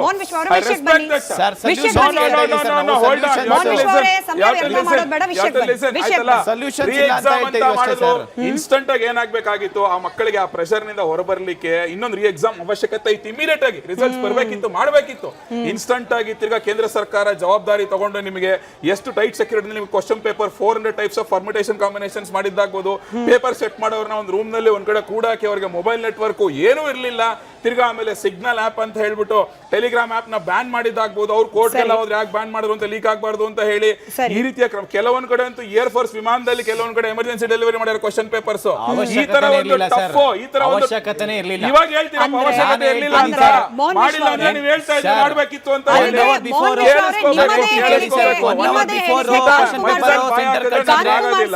ನಾನು ಸೈಲೆಂಟ್ ಆಗಿ ಕೇಳಿಸ್ಕೊಂಡಿದ್ದೀನಿ, ನಾನು ಸೈಲೆಂಟ್ ಆಗಿ ಕೇಳಿಸ್ಕೊತಾ ಇದ್ದೀನಿ. ನಾವು ಜಗಳ ಆಡ್ಲಿಕ್ಕೆ ಯಾರನ್ನೂ ಇಲ್ಲಿ ಕಳಿಸಿಲ್ಲ. ವಿಷಯಗಳು ವಿನಿಮಯ ಆಗ್ಬೇಕು ಅಂದ್ರೆ ಒಬ್ಬರಾದ್ಮೇಲೆ ಒಬ್ರು ಮಾತನಾಡೋದನ್ನ ಅಭ್ಯಾಸ ಮಾಡ್ಕೊಳ್ಳೋಣ. ಮೋಹನ್ ವಿಶ್ವ ಅವರೇ, ನಿಮ್ಮದೇ ಹೇಳಿಕೆಯಿಂದ ಪರಿಗಣಿಸೋದಾದ್ರೆ ರಾಹುಲ್ ಗಾಂಧಿ ಅವರ ಮಾತನ್ನ ಜೆನ್ಜಿ ಅವ್ರು ಕೇಳ್ತಾ ಇರೋಷ್ಟು ಮೋದಿ ಅವ್ರ ಮಾತನ್ನ ಕೇಳ್ತಾ ಇಲ್ವಾ? ಮೋದಿ ಅವ್ರು ಪ್ರತಿ ಸತಿನೂ ಹೇಳ್ತಾರೆ, ನಾವು ಕೇಳಿಸ್ಕೊಂಡಿದ್ವಿ, ಈ ದೇಶದ ಭವಿಷ್ಯ ಜೆನ್ಜಿ, ಈ ದೇಶದ ಭವಿಷ್ಯ ಜೆನ್ಜಿ ಆಗಿರೋದ್ರಿಂದ ನೀವು ಜವಾಬ್ದಾರಿಯುತವಾಗಿರಿ, ಮುಂದಿನ ಭವಿಷ್ಯದ ಬಗ್ಗೆ ಗಂಭೀರರಾಗಿರಿ. ಪ್ರತಿ ಭಾಷಣದಲ್ಲೂ ಹೇಳ್ತಾರೆ. ಅಂದ್ರೆ ನೀವೇನ್ ಹೇಳ್ತಿದ್ದೀರಿ? ರಾಹುಲ್ ಗಾಂಧಿ ಅವರ ಮಾತನ್ನ ಕೇಳ್ಕೊಂಡು ಜೆನ್ಜಿ ಅವರು ಇವತ್ತು ಬಾಂಗ್ಲಾದೇಶ ಮಾಡ್ಲಿಕ್ಕೆ ಕೊಟ್ಟಿದ್ದಾರೆ, ಬಟ್ ಮೋದಿ ಅವ್ರ ಮಾತನ್ನ ಕೇಳ್ತಾ ಇಲ್ಲ ಅಂತ. ಅಲ್ಲಿ ಬಂದು ಪೊಲೀಸರ ಮೇಲೆ ಕಲ್ ತೂರಾಟ ಮಾಡಿದವರು, ಪೊಲೀಸರನ್ನ ತಳ್ಳಾಡೋರು, ರಕ್ತ ಬರ್ದಂಗ್ ಹೊಡೆದವ್ರು ಯಾರು ವಿದ್ಯಾರ್ಥಿಗಳಲ್ಲ.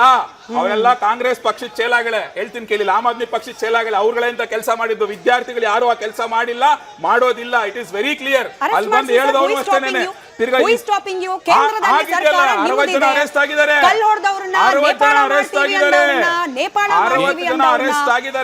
60 ಜನ ಅರೆಸ್ಟ್ ಆಗಿದ್ದಾರೆ ನಿಮ್ಗಲ್ಲಿ, ಆಯ್ತಲ್ಲ. ಯಾರು ಸುಮ್ಮನೆ ಬಿಡೋ ಪ್ರಶ್ನೆ ಇಲ್ಲ ಇಲ್ಲಿ, ಗೊತ್ತಾಗುತ್ತೆ. ಮುಂದೆ ಹೋಗ್ತಾ ಹೋಗ್ತಾ ಹೋಗ್ತಾ ಯಾರು ಇದಾರೆ ಏನೇನು ಎತ್ತ ಅಂತೆಲ್ಲ ಹೇಳ್ಬಿಟ್ಟು ತಿರ್ಗಾ ಈ ಸಿಜೆಪಿ ಅಂತ ಬಂದಾಗ ಅದ್ರ ಕ್ರೆಡಿಬಿಲಿಟಿ ನೋಡ್ರಿ. ಯಾವ ಅಫ್ಸಲ್ ಗುರುಗೆ ಗಲ್ಲು ಶಿಕ್ಷೆ ಆಗುತ್ತೋ, ಆ ಅಫ್ಸಲ್ ಗುರು ಪರವಾಗಿ ನಿಂತ ಉಮರ್ ಖಾಲಿದ್ಗೆ ಹೀರೋ ಆಗಿ ಕಂಡಂತ ವ್ಯಕ್ತಿ ಇವತ್ತು ಈ ಸಿಜೆಪಿ ವಕ್ತಾರ. ಇದ್ರ ಏನ್ ಕ್ರೆಡಿಬಿಲಿಟಿ ಇದೆ? ಇವ್ನು ಏನ್ ನ್ಯಾಯ ಕೊಡ್ತಾನೆ ವಿದ್ಯಾರ್ಥಿಗಳಿಗೆ ಇವತ್ತು? ಆಯ್ತಪ್ಪ, ಇವತ್ತು ನೀಟ್ ಪರೀಕ್ಷೆ ಲೀಕ್ ಆಗಿದೆ, ಸಮಸ್ಯೆ ಆಗಿದೆ ವಿದ್ಯಾರ್ಥಿಗಳಿಗೆ, ಹೌದು ಬೇಜಾರಿದೆ, ಆಯ್ತಲ್ಲ. ರೀ ಎಕ್ಸಾಮ್ ನಾವು ಮಾಡಿದೀವಿ. ಈ ದೇಶದಲ್ಲಿ ಹಿಂದೆಗಡೆ ಎಸ್ಎಲ್ಇ ಪರೀಕ್ಷೆ ಕ್ವಶನ್ ಪೇಪರ್ ಗಳು ಲೀಕ್ ಆಗಿತ್ತು, ಅವತ್ತು ಯಾರು ರಾಜೀನಾಮೆ ಕೇಳಿದ್ರೆ ಅವ್ರು ಈ ತರ ರಸ್ತೆಗೆ ಒಂದು ಪ್ರತಿಭಟನೆ ಮಾಡಿದ್ರು. 2006 ಒಂದ್ ನಿಮಿಷ ಕೇಳಿಸ್ಕೊಡ್ರಿ. 2006 AIIMS MBBS entrance examination Congress leak ಆಗಿತ್ತು. 2011 all India engineering entrance examination ಅವತ್ತು ಪೇಪರ್ ಲೀಕ್ ಆಗಿತ್ತು. 2012 ಏಮ್ಸ್ MBBS ಎಂಟ್ರೆನ್ಸ್ ಎರಡನೇ ಸಲ ಲೀಕ್ ಆಗಿತ್ತು. 2012 TNPSC ಗ್ರೂಪ್ ಡಿ ಎಕ್ಸಾಮಿನೇಷನ್ ಅವತ್ತು ಲೀಕ್ ಆಗಿತ್ತು. 2012 railway recruitment group D examination ಅವತ್ತು ಲೀಕ್ ಆಗಿತ್ತು. 2012 Jammu Kashmir common medical entrance test ಅವತ್ತು ಪೇಪರ್ ಲೀಕ್ ಆಗಿತ್ತು. 2014 Uttar Pradesh combined pre medical test UPCPMT ಅವತ್ತು ಲೀಕ್ ಆಗಿತ್ತು. ಇನ್ನೊಂದು ಲಿಸ್ಟ್ ಕೇಳಿಸ್ಕೊಂಬಿಡಿ ಸರ್. ರಾಜಸ್ಥಾನದ ಶಿಕ್ಷಕರ ಅರ್ಹತಾ ಪರೀಕ್ಷೆ 2021 ಪೇಪರ್ ಲೀಕ್, ಯುಪಿಯ ಪೊಲೀಸ್ ನೇಮಕಾತಿ ಪರೀಕ್ಷೆ 2024 paper leak, NET UGC NET ಪರೀಕ್ಷೆ 2 ಸತಿ ಸರ್ 2024-26 ಪೇಪರ್ ಲೀಕ್. ಜೊತೆಗೆ ಕರ್ನಾಟಕದಲ್ಲಿ ಅಲ್ಲಿ ಸರ್ ಬಿಜೆಪಿ ಇಲ್ಲೂ ಅಲ್ಲೂ ಕೆಪಿಎಸ್ಸಿ ಬರೋಣ ಸರ್. KPSC ಗೂ ಬಿಜೆಪಿ ಬನ್ನಿ, ಡಬಲ್ ಇನ್ನೂ ಇಂಜಿನ್ ಸರ್ಕಾರ ಇನ್ನೂ ಸರ್. ಒಂದೂವರೆ ತಿಂಗಳು ತಪ್ಪಿಗೆ ಆಗಿಲ್ಲ. ಮೋಹನ್ ವಿಶ್ವ ಅವರೇ, ನಾನು ಈ ಪಟ್ಟಿ ಕೊಡುವ ಅನಿವಾರ್ಯತೆ ಯಾಕೆ ಬಂತು ಅಂತಂದ್ರೆ ನೀವು ತಪ್ಪು ಮಾಡಿದ್ದೀರಿ ಅಂತಂದ್ರೆ ಹಿನ್ನವರು ತಪ್ಪು ಮಾಡಿದ್ದಾರೆ ಅನ್ನೋದಲ್ಲ ಸೊಲ್ಯೂಷನ್. ತಪ್ಪಾಗಿದೆ ಅನ್ನೋದನ್ನ ಒಪ್ಕೊಳ್ಳೋ ಸೊಲ್ಯೂಷನ್. ಜವಾಬ್ದಾರಿತ ವಿರೋಧ ಪಕ್ಷವಾಗಿ ನಡ್ಕೊಂಡೇ ಇಲ್ಲ. ನಾವು ದೇಶದ ಸಂಘ ಹೇಳ್ಸೋಂತ ಕೆಲಸ ಮಾಡಿಲ್ಲ ಇವತ್ತು, ಆಯ್ತಲ್ಲ. ವಿದ್ಯಾರ್ಥಿಗಳು ಪ್ರತಿಭಟನೆ ಮಾಡ್ತಿದ್ದಾರೆ, ಮಾಡ್ಲಿ, ಅವ್ರು ಡಿಮಾಂಡ್ಸ್ ಅವ್ರು ಕೇಳಿ. ಅದನ್ನ ಹೈಜಾಕ್ ಮಾಡುವಂತ ಆಂಟಿ ಸೋಷಿಯಲ್ ಎಲಿಮೆಂಟ್ಸ್, ಆ ತುಕಡೆ ಗ್ಯಾಂಗ್ ಆಗ್ಬೋದು, ಟೂಲ್ ಕಿಟ್ ಗ್ಯಾಂಗ್ ಆಗ್ಬೋದು, ಅವ್ರನ್ನಂತೂ ಸುಮ್ಮನೆ ಬಿಡೋದು ಪ್ರಶ್ನೆನೇ ಇಲ್ಲ. ನೋಡೋಣ ಸರ್, ಕಾದ್ ನೋಡೋಣ ಎಷ್ಟು ಜನ ನಿಜವಾದ ವಿದ್ಯಾರ್ಥಿಗಳಿಗೆ ನ್ಯಾಯ ಸಿಗುತ್ತೆ, ಎಷ್ಟು ಜನ ವಿದ್ಯಾರ್ಥಿಗಳ ಸೋಗ್ನಲ್ಲಿ ಬಂದಿರುವ ದೇಶ ವಿರೋಧಿ ಚಟುವಟಿಕೆಯಲ್ಲಿ ಭಾಗಿಯಾದವರಿಗೆ ಶಿಕ್ಷೆ ಕೊಡಿಸುತ್ತೆ ಅಂತ ಹೇಳಿ. I will come back to you. But Dinesh sir, ಸಾಮಾಜಿಕ ಜಾಲತಾಣದಲ್ಲಿ ಬಹಳ ಚರ್ಚೆ ಆಗ್ತಿರೋ ವಿಚಾರ ಏನ್ ಗೊತ್ತಾ, ಇದೊಂಥರ ದೇಜಾವು ಮೂಮೆಂಟ್ ತರನ ಅಂತ. ಅಂದ್ರೆ ಹಿಂದಾಗಿತ್ತು, ಈಗ ಮರು ಕಳಿಸ್ತಿದೆ. ನೆನಪು ಮಾಡ್ಕೊಳ್ಳಿ, ಅಣ್ಣಾ ಹಜಾರೆ ಅವರು, ಇವಾಗ ಸೋನಂ ವಾಂಗ್ಚುಕ್ ಅವರು, ಅರವಿಂದ್ ಕೇಜ್ರಿವಾಲ್ ಅವರು, ಇವಾಗ ಈ ಅಭಿಜಿತ್ ದೀಪ್ಕೆ. ಹಿಂದೆ ಬಾಬಾ ರಾಮದೇವ್ ಅವರು ಅಣ್ಣಾ ಹಜಾರೆ ಅವರ ಪ್ರತಿಭಟನೆಗೆ ಬೆಂಬಲ ಕೊಟ್ಟಾಗ ಅವ್ರ ಮೇಲೂ ಕೂಡ ಲಾಠಿ ಚಾರ್ಜು, ಈಗಲೂ ವಿದ್ಯಾರ್ಥಿಗಳ ಮೇಲೆ ಲಾಠಿ ಚಾರ್ಜು. ಆಗಿನ ಫಲಿತಾಂಶ ಆಮ್ ಆದ್ಮಿ ಪಕ್ಷದ ಉದಯ. ಈಗ ಆಗ್ತಾ ಇರುವ ಪ್ರತಿಭಟನೆಯಿಂದ ಆಮ್ ಆದ್ಮಿ ಪಕ್ಷ 0.2 ಅಥವಾ ಏನೋ 0.2 ಅಥವಾ ಹಿಂಗೇನಾದ್ರೂ ಘಟನೆಗಳಾಗತ್ತಾ? Is this a deja vu moment? ಇದರ ಕೆಂಪು ಬಣ್ಣ ಅದ್ಭುತ, ಖಾರ ಕಡಿಮೆ ಆದ್ರೂ ರುಚಿಕರ. MDH ಕಾಶ್ಮೀರಿ. ಇವತ್ತು ಏನು ದೇಶದಲ್ಲಿ ನಡೆದಂಥ ಕಳೆದ 4-5 ವರ್ಷಗಳಲ್ಲಿ ಸುಮಾರು more than 100 exams paper leak ಆಗಿ ಎಲ್ಲ ವಿದ್ಯಾರ್ಥಿಗಳಿಗೆ ಮೋಸ ಮಾಡ್ಕೊಂಡೇ ಬಂದಂದು. ನೀವೇ ಲಿಸ್ಟ್ ಕೊಟ್ರಿ, ವ್ಯಾಪಮ್ ಆಗಿರ್ಬೋದು, PSI ಸ್ಕ್ಯಾಮ್ ಇರ್ಬೋದು, CBSE ಬಿಡಲಿಲ್ಲ. 10ನೇ ಕ್ಲಾಸು 12ನೇ ಕ್ಲಾಸ್ ಪೇಪರ್ಗಳು, ಅವುಗಳಿಗೂ ಆನ್ಸರ್ ಇಲ್ಲ. UPSC ARO ಇರ್ಬೋದು, CTET ಆಗಿರ್ಬೋದು, UGC ನೆಟ್ ಆಗ್ಬೋದು, ನೀಟ್ ಆಗ್ಬೋದು, ಪ್ರತಿಯೊಂದನ್ನು ಮಾಡ್ಕೊಂಡು ಬಂದರು. ಇವತ್ತುವರೆಗೆ ದೇಶದಲ್ಲಿ ಇವರು ಏನೋ ನೋಟ್ ಬ್ಯಾನ್ ಮಾಡಿದ್ರು, ಕರೋನಾ ಬಂತು, ಸಾಕಷ್ಟು ಜನ ಇವತ್ತು ಬೀದಿಗೆ ಬಂದರು. ಇವತ್ತು ಕೆಲಸಗಳಿಲ್ಲ ಯೂತ್ಸ್ಗೆ. ಕೊನೆಗೆ ಇವ್ರು ಏನಂತಾರೆ, ಏನೋ ಅಂದರೆ ನಮ್ಮ CJ ಅಂದರು, ಇವತ್ತು ಅನ್ಎಂಪ್ಲಾಯ್ಡ್ ಯೂತು, ಕಾಕ್ರೋಚ್ಗಳು, ಅವರು ಪರಾವಲಂಬಿಗಳು ಆ ಥರ ಆಗಿದ್ದಾರೆ, ಈ ಥರ ಆಗಿದ್ದಾರೆ. ಹೌದು, ಇವತ್ತು ಜನಗಳು ಅದೇ ಪರಿಸ್ಥಿತಿಗೆ ಬಂದಿದ್ದಾರೆ. ಇವತ್ತು ಒಂದು ಕಡೆ ದೇಶದ ಪ್ರಧಾನಮಂತ್ರಿಗಳು ವಿದೇಶ ಪ್ರವಾಸದಲ್ಲಿ ಇರ್ತಾರೆ, ಅಪೋಸಿಷನ್ ಲೀಡರ್ ಕೂಡ ವಿದೇಶ ಪ್ರದೇಶದಲ್ಲಿ ಇರ್ತಾರೆ. ಸೊ ವಿದ್ಯಾರ್ಥಿಗಳು ಏನ್ ಮಾಡ್ಬೇಕು? ಇವತ್ತು ಇವರು ಪೇಪರ್ ಲೀಕ್ ಮಾಡಿ 20-23 ಜನ ಸತ್ತಿದ್ದಾರೆ. ಇವತ್ತು ಅಲ್ಲಿ ಬಂದಿರೋರು ಯಾರು? ಆ ಜೀವ ಕಳ್ಕೊಂಡಿರೋ ಪೇರೆಂಟ್ಸ್ಗಳು ಬಂದಿದ್ದಾರೆ, ಅವ್ರ ಅಣ್ಣ ತಮ್ಮದಿರು ಬಂದಿದ್ದಾರೆ, ಸ್ನೇಹಿತರು ಬಂದಿದ್ದಾರೆ, ಇನ್ನೊಬ್ರು ಬಂದಿದ್ದಾರೆ. ಹಂಗಾದ್ರೆ ಅವರ ಜೀವಕ್ಕೆ ಬೆಲೆ ಇಲ್ವಾ? ಇವತ್ತು ಪ್ರಧಾನಮಂತ್ರಿ ಜೀವ ಅಂದೇಳಕ್ಕೆ ಬೆಲೆ ಬಂದ್ಬಿಡುತ್ತೆ. ಆ ನಮ್ಮ ಜನಗಳಿಂದಾನೇ ಪ್ರಧಾನಮಂತ್ರಿ ಆಗಿರೋದು ಇವತ್ತು ಅವರು. ಇವತ್ತು ಮೊನ್ನೆ ಅಭಿಜಿತ್ ದೀಪ್ಕೆ ಅವ್ರ ತಲೆ ಮೇಲೆ ಕಪ್ಪು ಬಣ್ಣ ಹಾಕಿದ್ರು. ಯಾರವರು? ಬಿಜೆಪಿ ಸಪೋರ್ಟರು. ಆ ಲೇಡಿನ ಹಿಡಿದ ಮೇಲೆ ಗೊತ್ತಾಗ್ತದೆ she is A support completely BJP lady ಅಂತ. ಇವತ್ತು ಈ ಸ್ಟೇಟ್ಮೆಂಟ್ ಕೊಡ್ತಾ ಇರೋರು 3-4 ಜನ, ಅವ್ನು ಯಾರೋ ಒಬ್ಬ ಇಂಡಿವಿಜುವಲ್ ಆಗಿ ಬಂದು ಹೇಳ್ತಾ ಇದ್ದಾನೆ. There is no group. ಅಲ್ಲಿ ಯಾರು ಗ್ರೂಪ್ ಆಗಿ ದೇಶದ ವಿರೋಧಿ ಹೇಳಿಕೆಗಳನ್ನ ಕೊಡ್ತಾ ಇಲ್ಲ, ಇಂಡಿವಿಜುವಲ್ ಆಗಿ ಹೇಳ್ತಾ ಇದ್ದಾರೆ. ಅಂತವ್ರನ್ನ ನೀವು ಹಿಡಿದು ವಿಚಾರಣೆ ಮಾಡಿದ್ರೆ ಅಲ್ಲಿ ಗೊತ್ತಾಗುತ್ತೆ, ಅವ್ರ ಬ್ಯಾಕ್ ಗ್ರೌಂಡ್ ಗೊತ್ತಾಗುತ್ತೆ. ಮತ್ತೆ ಇನ್ನೊಂದು ಹೇಳ್ತೀನಿ ಮೇಡಮ್, ಕಂಟಿನ್ಯೂ ಮಾಡಿ. ನೀವು ಇಂಡಿವಿಜುವಲ್ ಅಂತಂದ್ರೆ ನಾನು ಈ ವಿಜುವಲ್ ಪ್ಲೇ ಮಾಡ್ಲಿಕ್ಕೆ ಮುಂಚೆನೆ ಹೇಳಿದ್ದೆ, ಈ ತರದ ಸಾವಿರಾರು ವಿಡಿಯೋಗಳು, ವೇದಿಕೆ ಮೇಲೆ ನಿಂತ್ಕೊಂಡು ಕೂಗಿದ ಘೋಷಣೆಗಳ ವಿಡಿಯೋಗಳು ಪ್ಲೇ ಮಾಡಿ ಮೇಡಮ್ ಹರಿದಾಡ್ತಾ ಇರುವಾಗ ಇಟ್ ಇಸ್ ಅನ್ ಇಂಡಿವಿಜುವಲ್ ಅನ್ಬೇಡಿ ಸರ್. ಬಹಳ ವ್ಯವಸ್ಥಿತವಾದ ಇಂಥ ಸಮಯಗಳನ್ನ ದುರುಪಯೋಗ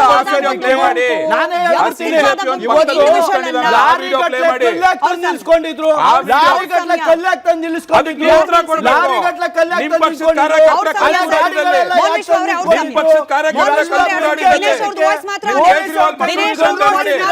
ಪೊಲೀಸ್ ಅವ್ರ ಕೈಲಿ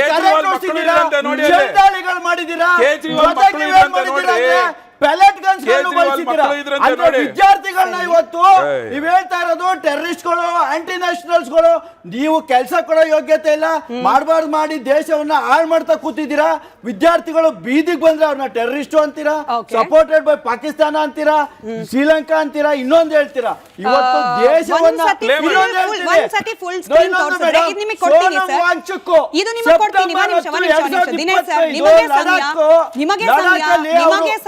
ಒಂದೇ ನಿಮಿಷ ನಿಮಗೆ ವಾಪಸ್ ಬರ್ತೀನಿ ಸರ್. ನೀವು ಪಾಕಿಸ್ತಾನದ ವಿಚಾರ ತೆಗೆದ್ರಿ, Pakistan I don't know, but ಬಾಂಗ್ಲಾದೇಶಕ್ಕೆ ಏನ್ ಕನೆಕ್ಷನ್? ಇದನ್ನ ಒಂದ್ಸತಿ ನಮ್ ವೀಕ್ಷಕರು, ಬಹುಶಃ ಇದು ಸೋಷಿಯಲ್ ಮೀಡಿಯಾದಲ್ಲೂ ಕೂಡ ಹರಿದಾಡ್ತಾ ಇದೆ, ನಿಮ್ಗೂ ಕೊಡ್ತೀನಿ ಸರ್. ಬಾಂಗ್ಲಾದೇಶದ ಜಮಾತೆ ಇಸ್ಲಾಮಿ ಏನಂತ ಪತ್ರ ಬರೆದಿದ್ದಾರೆ? ಭಾರತದಲ್ಲಿ ನಡೀತಾ ಇರುವ ಸ್ಟೂಡೆಂಟ್ಗಳ ಪ್ರೊಟೆಸ್ಟ್ಗೆ ಬಾಂಗ್ಲಾದೇಶದ ಜಮಾತೆ ಇಸ್ಲಾಮಿ ಸಂಪೂರ್ಣ ಬೆಂಬಲ. ಏನ್ ಸರ್ ಸಂಬಂಧ? ಸರ್, ಪ್ರಶ್ನೆ ಕೇಳಬಾರ್ದ ಈ ದೇಶದ ಪ್ರಜೆಗಳಾಗಿ? irrelevant. ಈ ದೇಶದ ಪ್ರಧಾನಮಂತ್ರಿನೇ ಬಾಂಗ್ಲಾದೇಶದ ಪ್ರಧಾನಮಂತ್ರಿನ ಕರ್ಕೊಂಡು ನೀವು ಕೂರಿಸ್ಕೊಂಡು ಕೂಡ ನರೇಂದ್ರ ಮೋದಿ ಬಾಂಗ್ಲಾದೇಶದ ಪ್ರಧಾನಿನ ಕರ್ಕೊಂಡು ಮನೇಲಿ ಕೂಡ ಕಂಡಿದ್ದೀರಾ? ಆ ಯಮ್ಮನ ಮೊದಲು ಓಡಿಸಿ ಹಂಗಿದ್ರೆ ನಿಮ್ ಬಾಂಗ್ಲಾದೇಶದ ಮೇಲೆ ವಿರೋಧ ಇದ್ರೆ ಶೇಖ್ ಹಸೀನಾ ಓಡಿಸಿ ಮೊದಲು ಅವನಾಕಿಲ್ಲಿ ಆಶ್ರಯ ಕೊಟ್ಕೊಂಡು ಕೂತಿದ್ದೀರಾ.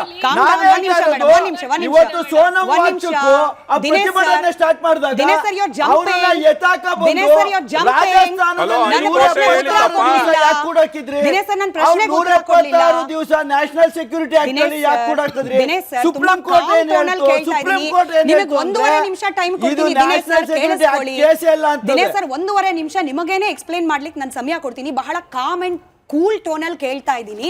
ಪಾಕಿಸ್ತಾನಕ್ಕೆ ಏನ್ ಸಂಬಂಧ ಅಂತ ನೀವು ಕೇಳಿದ್ರಿ, ಬಾಂಗ್ಲಾದೇಶಕ್ಕೆ ಏನ್ ಸಂಬಂಧ, ಶ್ರೀಲಂಕಾಕ್ಕೆ ಏನ್ ಸಂಬಂಧ, ನೇಪಾಳಕ್ಕೆ ಏನ್ ಸಂಬಂಧ? ಈ ಪತ್ರವನ್ನ ಓದಿ ಇದಕ್ಕೆ ಭಾರತದ ಒಬ್ಬ ಪ್ರಜೆಯಾಗಿ, ಒಬ್ಬ ಜವಾಬ್ದಾರಿಯುತ ಪ್ರಜೆಯಾಗಿ, ಒಂದು ಮಗುವಿನ ತಾಯಿಯಾಗಿ ನಮ್ಮ ವೀಕ್ಷಕರು ಅಥವಾ ತಂದೆಯಾಗಿ ವೀಕ್ಷಕರು ಹೆಂಗ್ ರಿಯಾಕ್ಟ್ ಮಾಡಬೇಕು? ಅವ್ರು ಇದ್ ಮಾಡ್ಕೊಂಡ್ರೆ ಅದಕ್ಕೆ ನಾವು ಜವಾಬ್ದಾರಿ ಆಗೋದಿಲ್ಲ. ಅವರು ಯಾರು ಬೇಕಾದ್ರೆ ಏನ್ ಬೇಕಾದ್ರೆ ಲೆಟರ್ ಹಾಕೋತಾರೆ, ಅದಕ್ಕೆ ನಾವು ಜವಾಬ್ದಾರಿ ಆಗಲ್ಲ. ಇವತ್ತು ಜವಾಬ್ದಾರಿ ಕ್ವಶನ್ ಮಾಡ್ಬೇಕಾಗಿರೋದು ಸೋನಂ ವಾಂಗ್ಚುಕ್ ಅವ್ರನ್ನ ಲಡಾಖ್ ಅಲ್ಲಿ ಏನ್ ಅವರು ಏನು ಕ್ವಶನ್ ಮಾಡ್ರು ಸ್ಟೇಟ್ ವುಡ್ಗೆ 6th ಶೆಡ್ಯೂಲ್ ಅಲ್ಲಿ ಅವ್ರನ್ನ ಯಾಕೆ ಎತ್ತಾಕ ಬಂದು ರಾಜಸ್ಥಾನದಲ್ಲಿ ಇಟ್ರಿ? ಬ್ರಿಟಿಷರು ತಗೊಂಡೋಗಿ ಅಂಡಮಾನ್ ನಿಕೋಬಾರ್ ಅಲ್ಲಿ ಇಡ್ತಿದ್ರಲ್ಲ, ಹಂಗೆ ತಗೊಂಡ್ಬಂದು ರಾಜಸ್ಥಾನದ ಜೈಲಲ್ಲಿ 176 ದಿವಸ ಯಾಕೆ ಕೂಡ ಹಾಕಿದ್ರಿ? ಅದಾದ್ಮೇಲೆ ಸುಪ್ರೀಂ ಕೋರ್ಟ್ ಏನಂತೂ NSC ಆಕ್ಟೇ ಬರಲ್ಲ, ಅವ್ರನ್ನ ರಿಲೀಸ್ ಮಾಡ್ತೀರಿ. ಮತ್ತೆ ಅದೇ ವ್ಯಕ್ತಿ ಬಂದು ಜಂತರ್ ಮಂತರ್ ಅಲ್ಲಿ 20 ದಿವಸ ಉಪವಾಸ ಮಾಡಿದ್ರು, ಒಬ್ಬನೇ ಒಬ್ಬ ಬರಲ್ಲ. ಇವತ್ತು ಏನ್ ಅನ್ಕೊ ಬಂದ್ರು ಇವರು? ನಾವು ದೇವ್ರ ಕಾಯ್ತೀವಿ, ಧರ್ಮದ ಹೆಸರಲ್ಲಿ ಬಂದ್ರು, ದೇವ್ರ ಹೆಸರಲ್ಲಿ ಬಂದ್ರು, ದೇವ್ರ ಹೆಸರಲ್ಲಿ ಬಂದು ಉಂಡಿ ಹೊಡ್ಕೊಂಡು ಹೋದ್ರು, ಧರ್ಮದ ಹೆಸರಲ್ಲಿ ಬಂದು ಇವತ್ತು ಧರ್ಮೇಂದ್ರ ಪ್ರಧಾನ್ ಕಾಯ್ತಾ ಇದ್ದಾರೆ, ಧರ್ಮ ಕಾಯ್ತಾ ಇಲ್ಲ ಪ್ರಧಾನಮಂತ್ರಿಗಳು.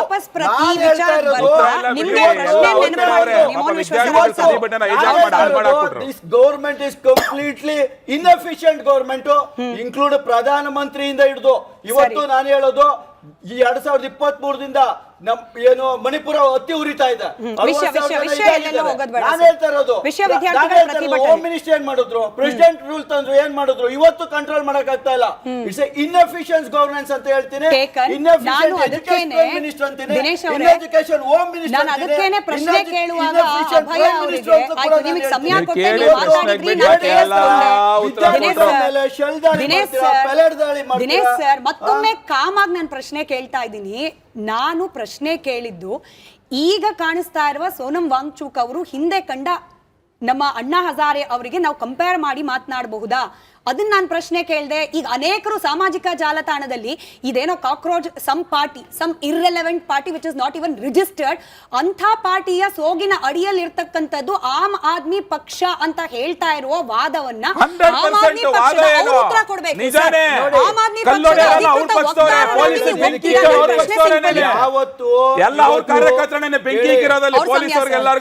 ಸರ್ ಅದಕ್ಕೆ ಉತ್ತರ ಜುಡಿಷಿಯರಿ ಪ್ರಾಜೆಕ್ಟ್ 98ನೇ ರ್ಯಾಂಕ್ ಇರೋದು ಇವತ್ತು 66ನೇ ರ್ಯಾಂಕ್ ಇಳಿದಿದೆ. ಜುಡಿಷಿಯರಿನೂ ಮಿಸ್ಯೂಸ್ ಮಾಡಿದ್ರೆ ದೇಶದಲ್ಲಿ. ಅದಾದಾಗ ಏನಾಗುತ್ತೆ? ಹೌದು, ಇದು ಸಿಜೆಪಿ ಹುಟ್ಟಿದ್ದು. ಯಾವಾಗ ಸಿಜೆ ಹೇಳಿದ್ರು ನೀವು ಕಾಕ್ರೋಚ್ಗಳು ಅಂತ ಹೇಳಿದ್ರು, ಇದು ಒಂದು ದೀಪ್ಗೆ ಆಮ್ ಆದ್ಮಿ ಪಕ್ಷಕ್ಕೂ ಸಂಬಂಧ ಇದೆ.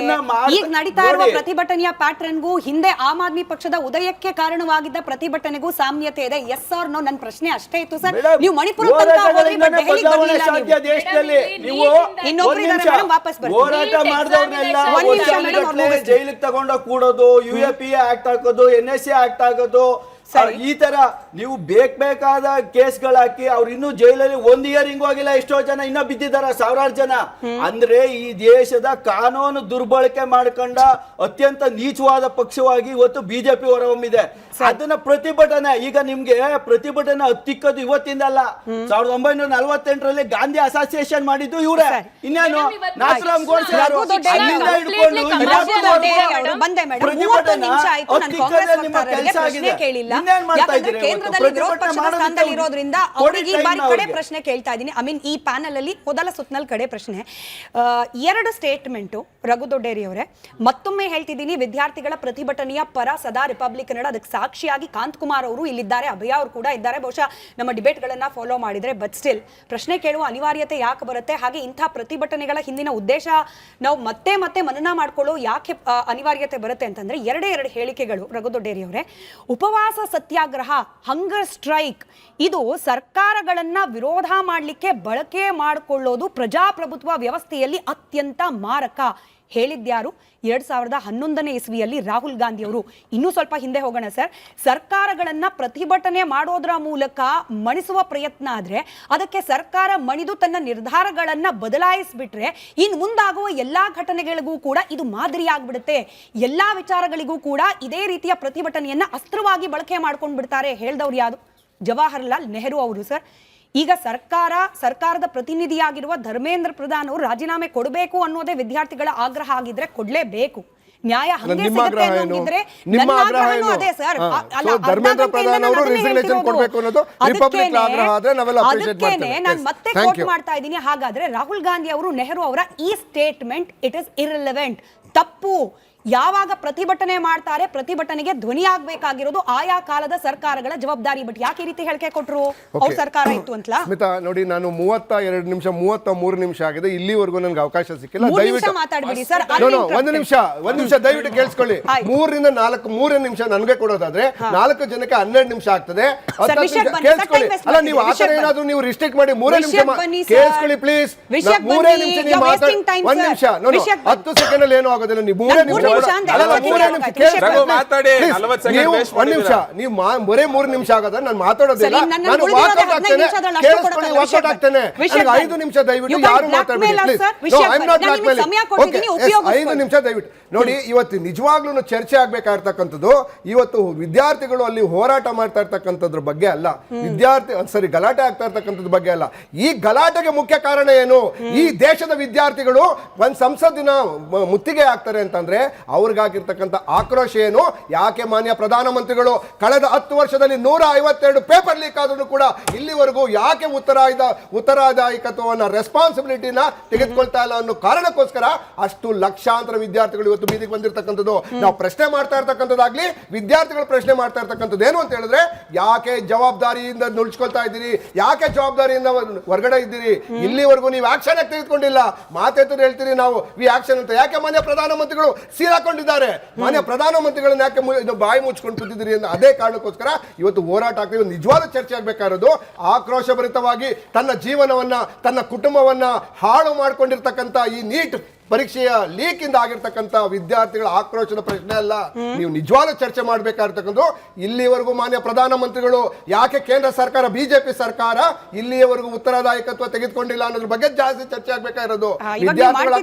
ಅವಕಾಶ ಕೊಟ್ಟಿದ್ದೀವಿ ಅಂತ ಕಂಟಿನ್ಯೂ ಮಾಡಿ.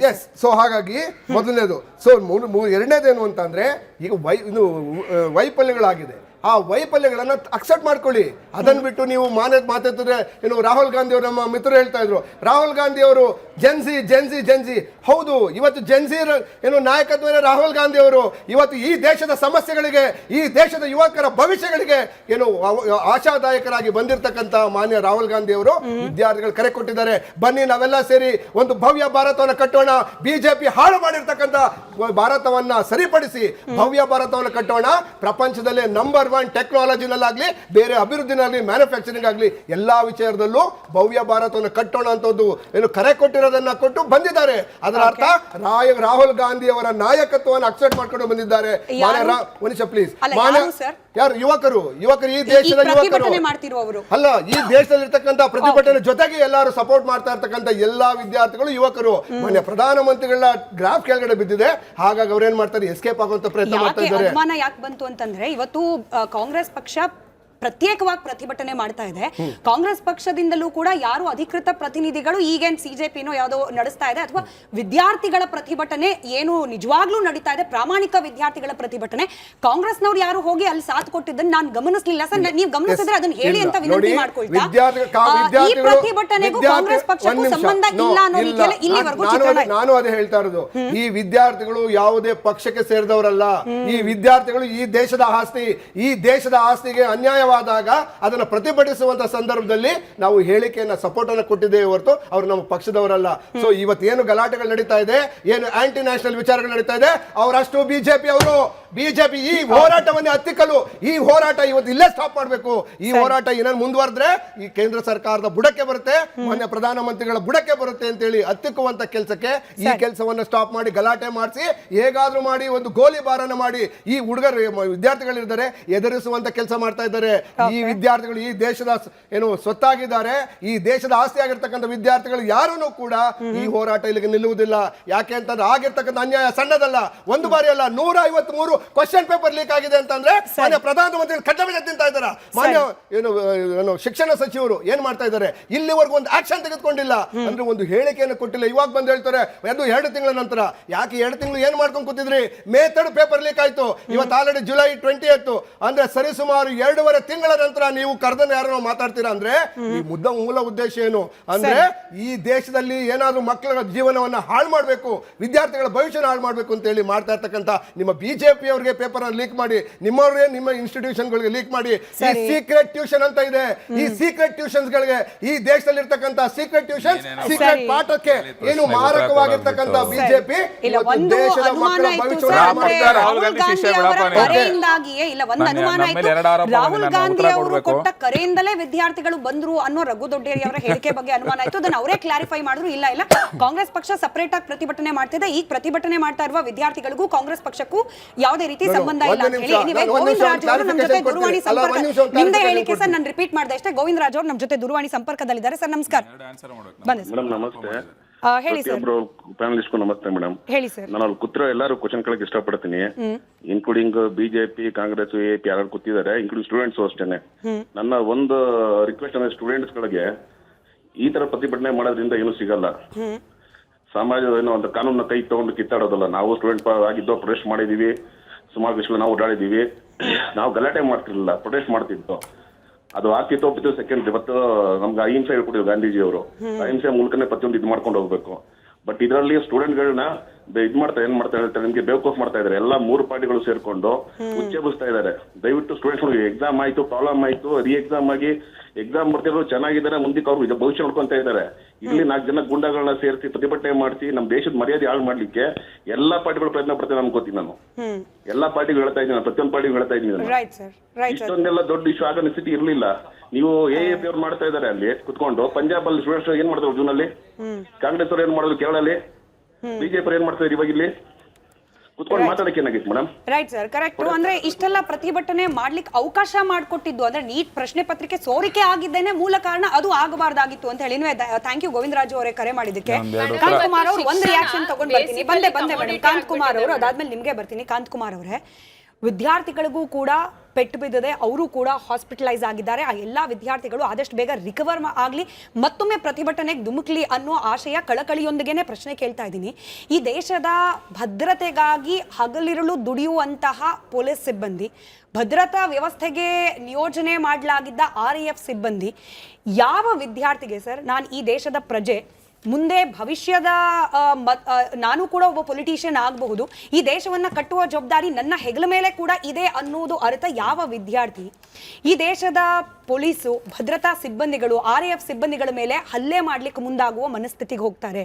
ಪೊಲೀಸ್ ವಾಹನಗಳನ್ನ ಒಡೆದು ಹಾಕುವ, ಮುರಿದು ಹಾಕುವ, ರಸ್ತೆಯಲ್ಲಿ ಅಳವಡಿಸಲಾಗಿದ್ದ ಹೂಕುಂಡಗಳನ್ನ ಒಡೆದು ಹಾಕುವ ಇಂಥ ಮನಸ್ಥಿತಿಗೆ ಹೋಗುವವರು ನಿಜವಾಗ್ಲೂ ಅನ್ಯಾಯಕ್ಕೊಳಗಾದ ವಿದ್ಯಾರ್ಥಿಗಳ ಪ್ರಶ್ನೆ. ನೀವು ಹೌದು ಅಂತಲೂ ಅನ್ನಬಹುದು, ನಿಮ್ಮ ಮುಕ್ತವಾದ ಅಭಿಪ್ರಾಯಕ್ಕೆ ನಾವು ಅವಕಾಶ ಕೊಡ್ತೀವಿ. ಆಕ್ಚುಲಿ ಅಲ್ಲಿ ಯಾವುದೇ ಒಂದು ಪ್ರೊಟೆಸ್ಟ್ ಆಗಬೇಕಾದ್ರೆ ಆ ಒಂದು ಪ್ರೊಟೆಸ್ಟ್ ಕಾಸ್ ಎಷ್ಟು ಇಂಪಾರ್ಟೆಂಟ್ ಅನ್ನೋದ್ರ ಮೇಲೆ ಡಿಪೆಂಡ್ ಆಗಿರುತ್ತೆ. ಜನ ಸೇರ್ಬೇಕಾದ್ರೆ ಯಾವುದೇ ಪ್ರೊಟೆಸ್ಟ್ ಆಗಿರ್ಬೋದು, ಆ ಕಾಸಿಂದ ಎಷ್ಟು ಜನಕ್ಕೆ ಅನುಕೂಲ ಆಗುತ್ತೆ ಅನ್ನೋದು ಇಂಪಾರ್ಟೆಂಟು.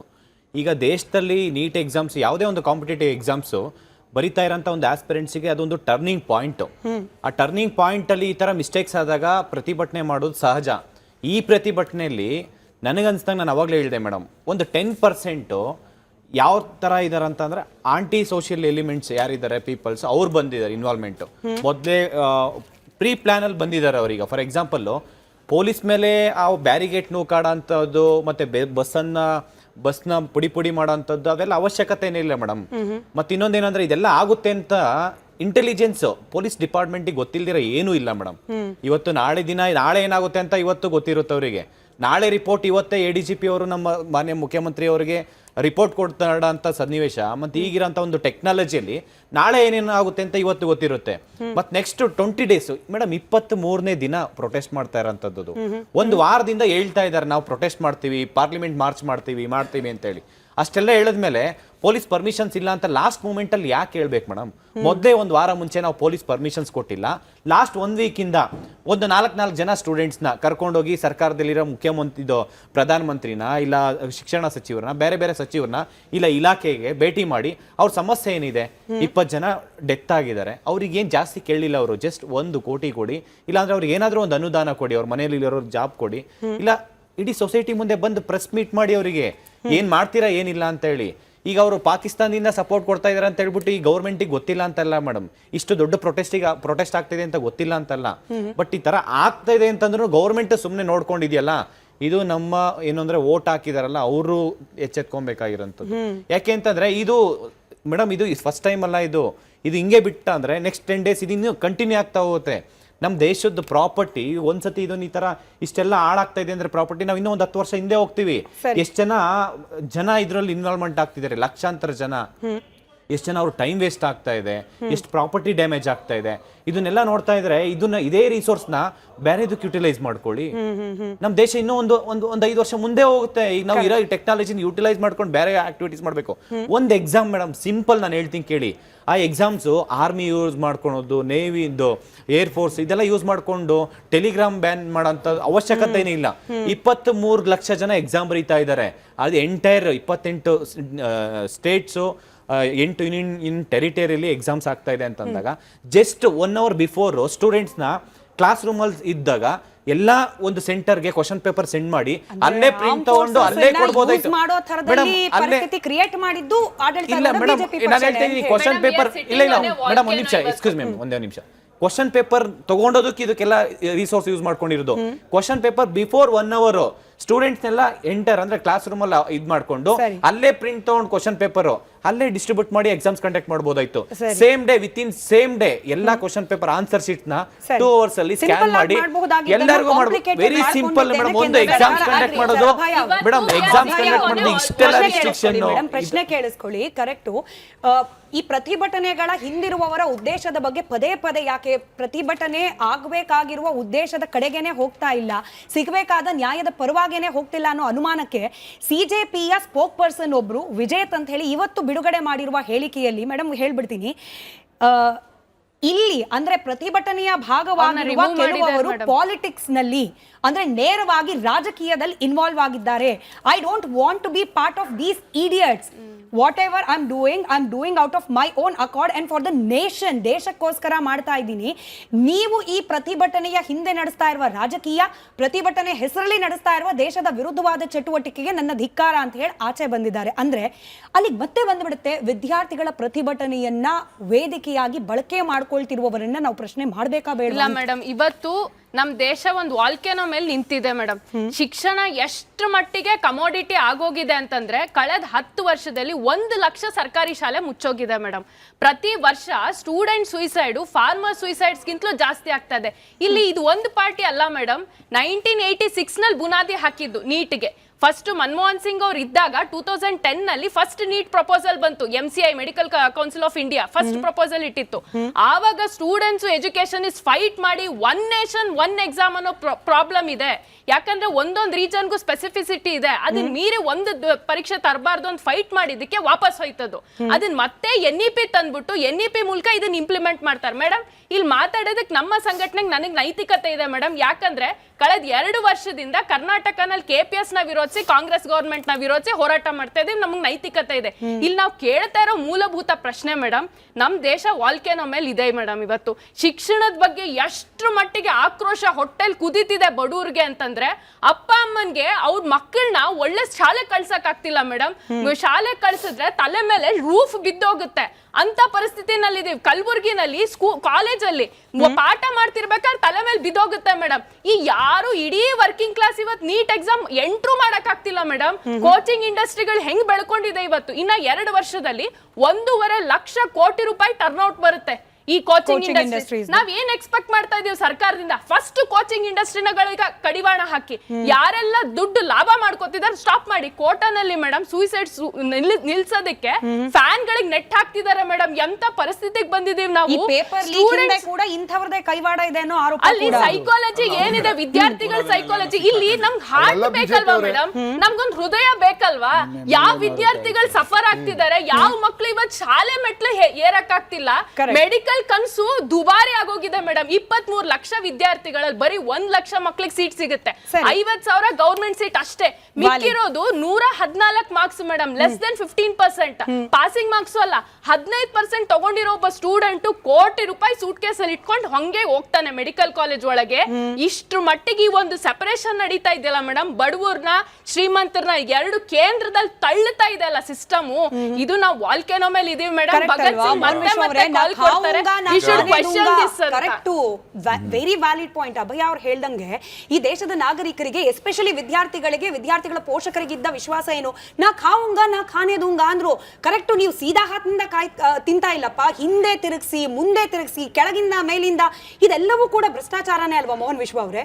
ಇದನ್ನ ತಡೆಗಟ್ಟಬೇಕು ಅನ್ನೋ ವಿಶ್ವಾಸನೇ ಅಲ್ವಾ ಪ್ರಧಾನಿ ಮೋದಿ ಅವ್ರ ಮೇಲೆ ಇರೋದು? ಸ್ಮಿತಾ, ಈ ಪೇಪರ್ ಲೀಕ್ ನಲ್ಲಿ ಮೇಜರ್ ಆಗಿ ಸಿಕ್ಕಾಕೊಂಡಿದ್ದೆ ಕೋಚಿಂಗ್ ಇನ್ಸ್ಟಿಟ್ಯೂಟ್ ಅವರು ಪುಣೆನಲ್ಲಿ. ಇನ್ಫ್ಯಾಕ್ಟ್ ಅವ್ರನ್ನೆಲ್ಲ ಅರೆಸ್ಟ್ ಮಾಡಿ ಒಳಗೆ ಹಾಕಿದಾಯ್ತು. ಪ್ಲಸ್ ಪಾಪ ನಮ್ಮ ಸಿಸ್ಟರ್ ಹೇಳ್ದಂಗೆ ಸಿಸ್ಟಮ್ ಲೂಪ್ ಇದೆ. ಅವ್ರ ಅಡ್ವೈಸ್ನ ಖಂಡಿತವಾಗೂ ನಾವು ತಗೊಳ್ತೀವಿ. ನಾವಿಲ್ಲ ಅದ್ರಲ್ಲಿ 2 ಮಾತೇ ಇಲ್ಲ ಆಯ್ತಾ. ಅದಕ್ಕೆ ಕಡಿವಾಣ ಹಾಕ್ಬೇಕು, ಹಾಕೋಣ. ಬಟ್ ಪ್ರಧಾನಿ ಮೋದಿಗಳು ಏನು ಮಾಡೇ ಇಲ್ವಾಗಾದ್ರೆ ಕಳೆದ 12 ವರ್ಷದಲ್ಲಿ. ಇದೇ MBBS ವಿದ್ಯಾರ್ಥಿಗಳಿಗೆ ವಿಚಾರಕ್ಕೆ ಅಂತ ಬಂದಾಗ ನಿಮಗೆ ಒಂದು ನಂಬರ್ಸ್ ಹೇಳ್ತೀನಿ ನೋಡಿ. 2014ಗಿಂತ ಮುಂಚೆ MBBS ಸೀಟ್ಸ್ 51,348 ಇತ್ತು. ಇವತ್ತು 1,36,939. ಅಂದ್ರೆ 86,000 ಸೀಟು. 1 ನಿಮಿಷ ಮೇಡಮ್, ದಯವಿಟ್ಟು ಮೇಡಮ್, ಪ್ರೈವೇಟ್ ಲಾಬಿಗಳು ಹಿಂಗಾದ್ರೆ ನಿಮಗೆ ಬಂದ ನಿಮ್ಮ ಟೈಮ್ ಅನ್ನ ಉತ್ತರ ಕೊಡಿ ಮೇಡಮ್. ಕೇಳಿಸ್ಕೊಳ್ಳಿ. ಹೇಳಿದ್ರೆ MBBS ಸೀಟ್ಸ್ 2014ಗಿಂತ ಮುಂಚೆ ಇದು 51,348, ಇವಾಗಿರೋದು 1,36,939. ಇನ್ಕ್ರೀಸ್ ಆಗಿರೋದು 85,000 ಸೀಟು. ನೆಕ್ಸ್ಟ್ PG ಸೀಟ್ಸ್ ಗಳು ಅಷ್ಟೇ 2014ಗಿಂತ ಮುಂಚೆ 31,185 ಇತ್ತು. ಈಗ 1,01,700, 70,000 ಸೀಟ್ ಅಲ್ಲೂ ಜಾಸ್ತಿ ಆಗಿದೆ.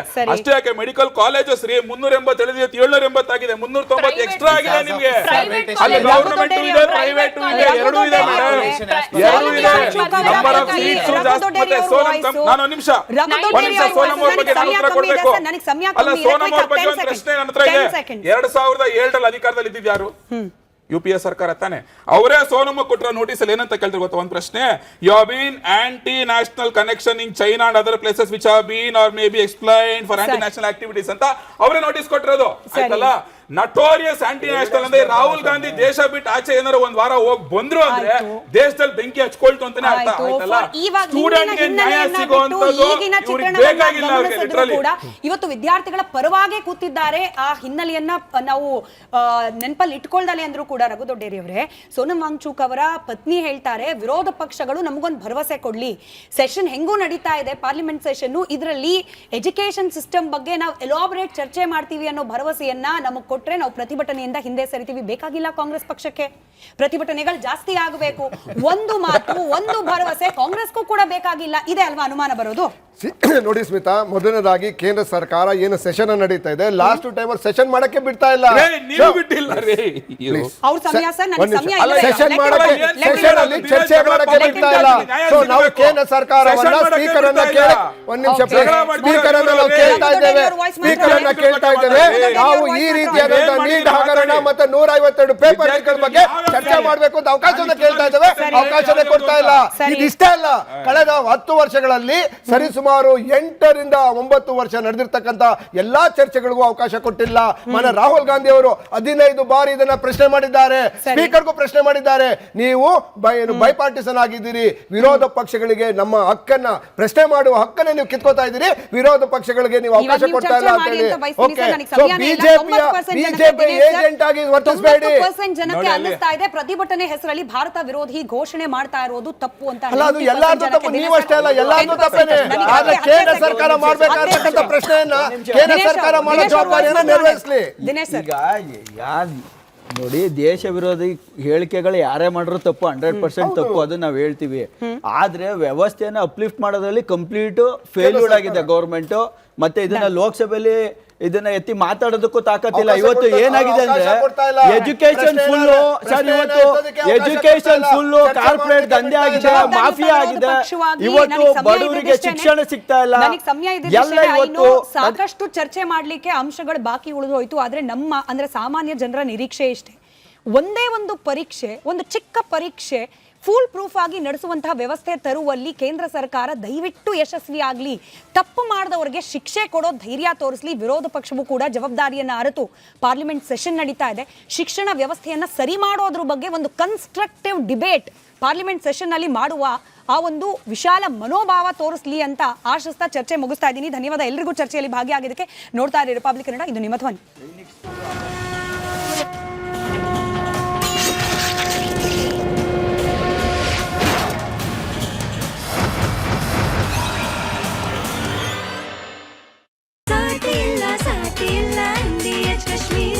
ಅರೆ ಕಡಿಮೆ ಹಾಕು, ಆದ್ರೆ ಅಸಲಿ ಹಾಕು. MDH ಕಾಶ್ಮೀರಿ ಕೆಂಪು ಮೆಣಸಿನ ಪೌಡರ್.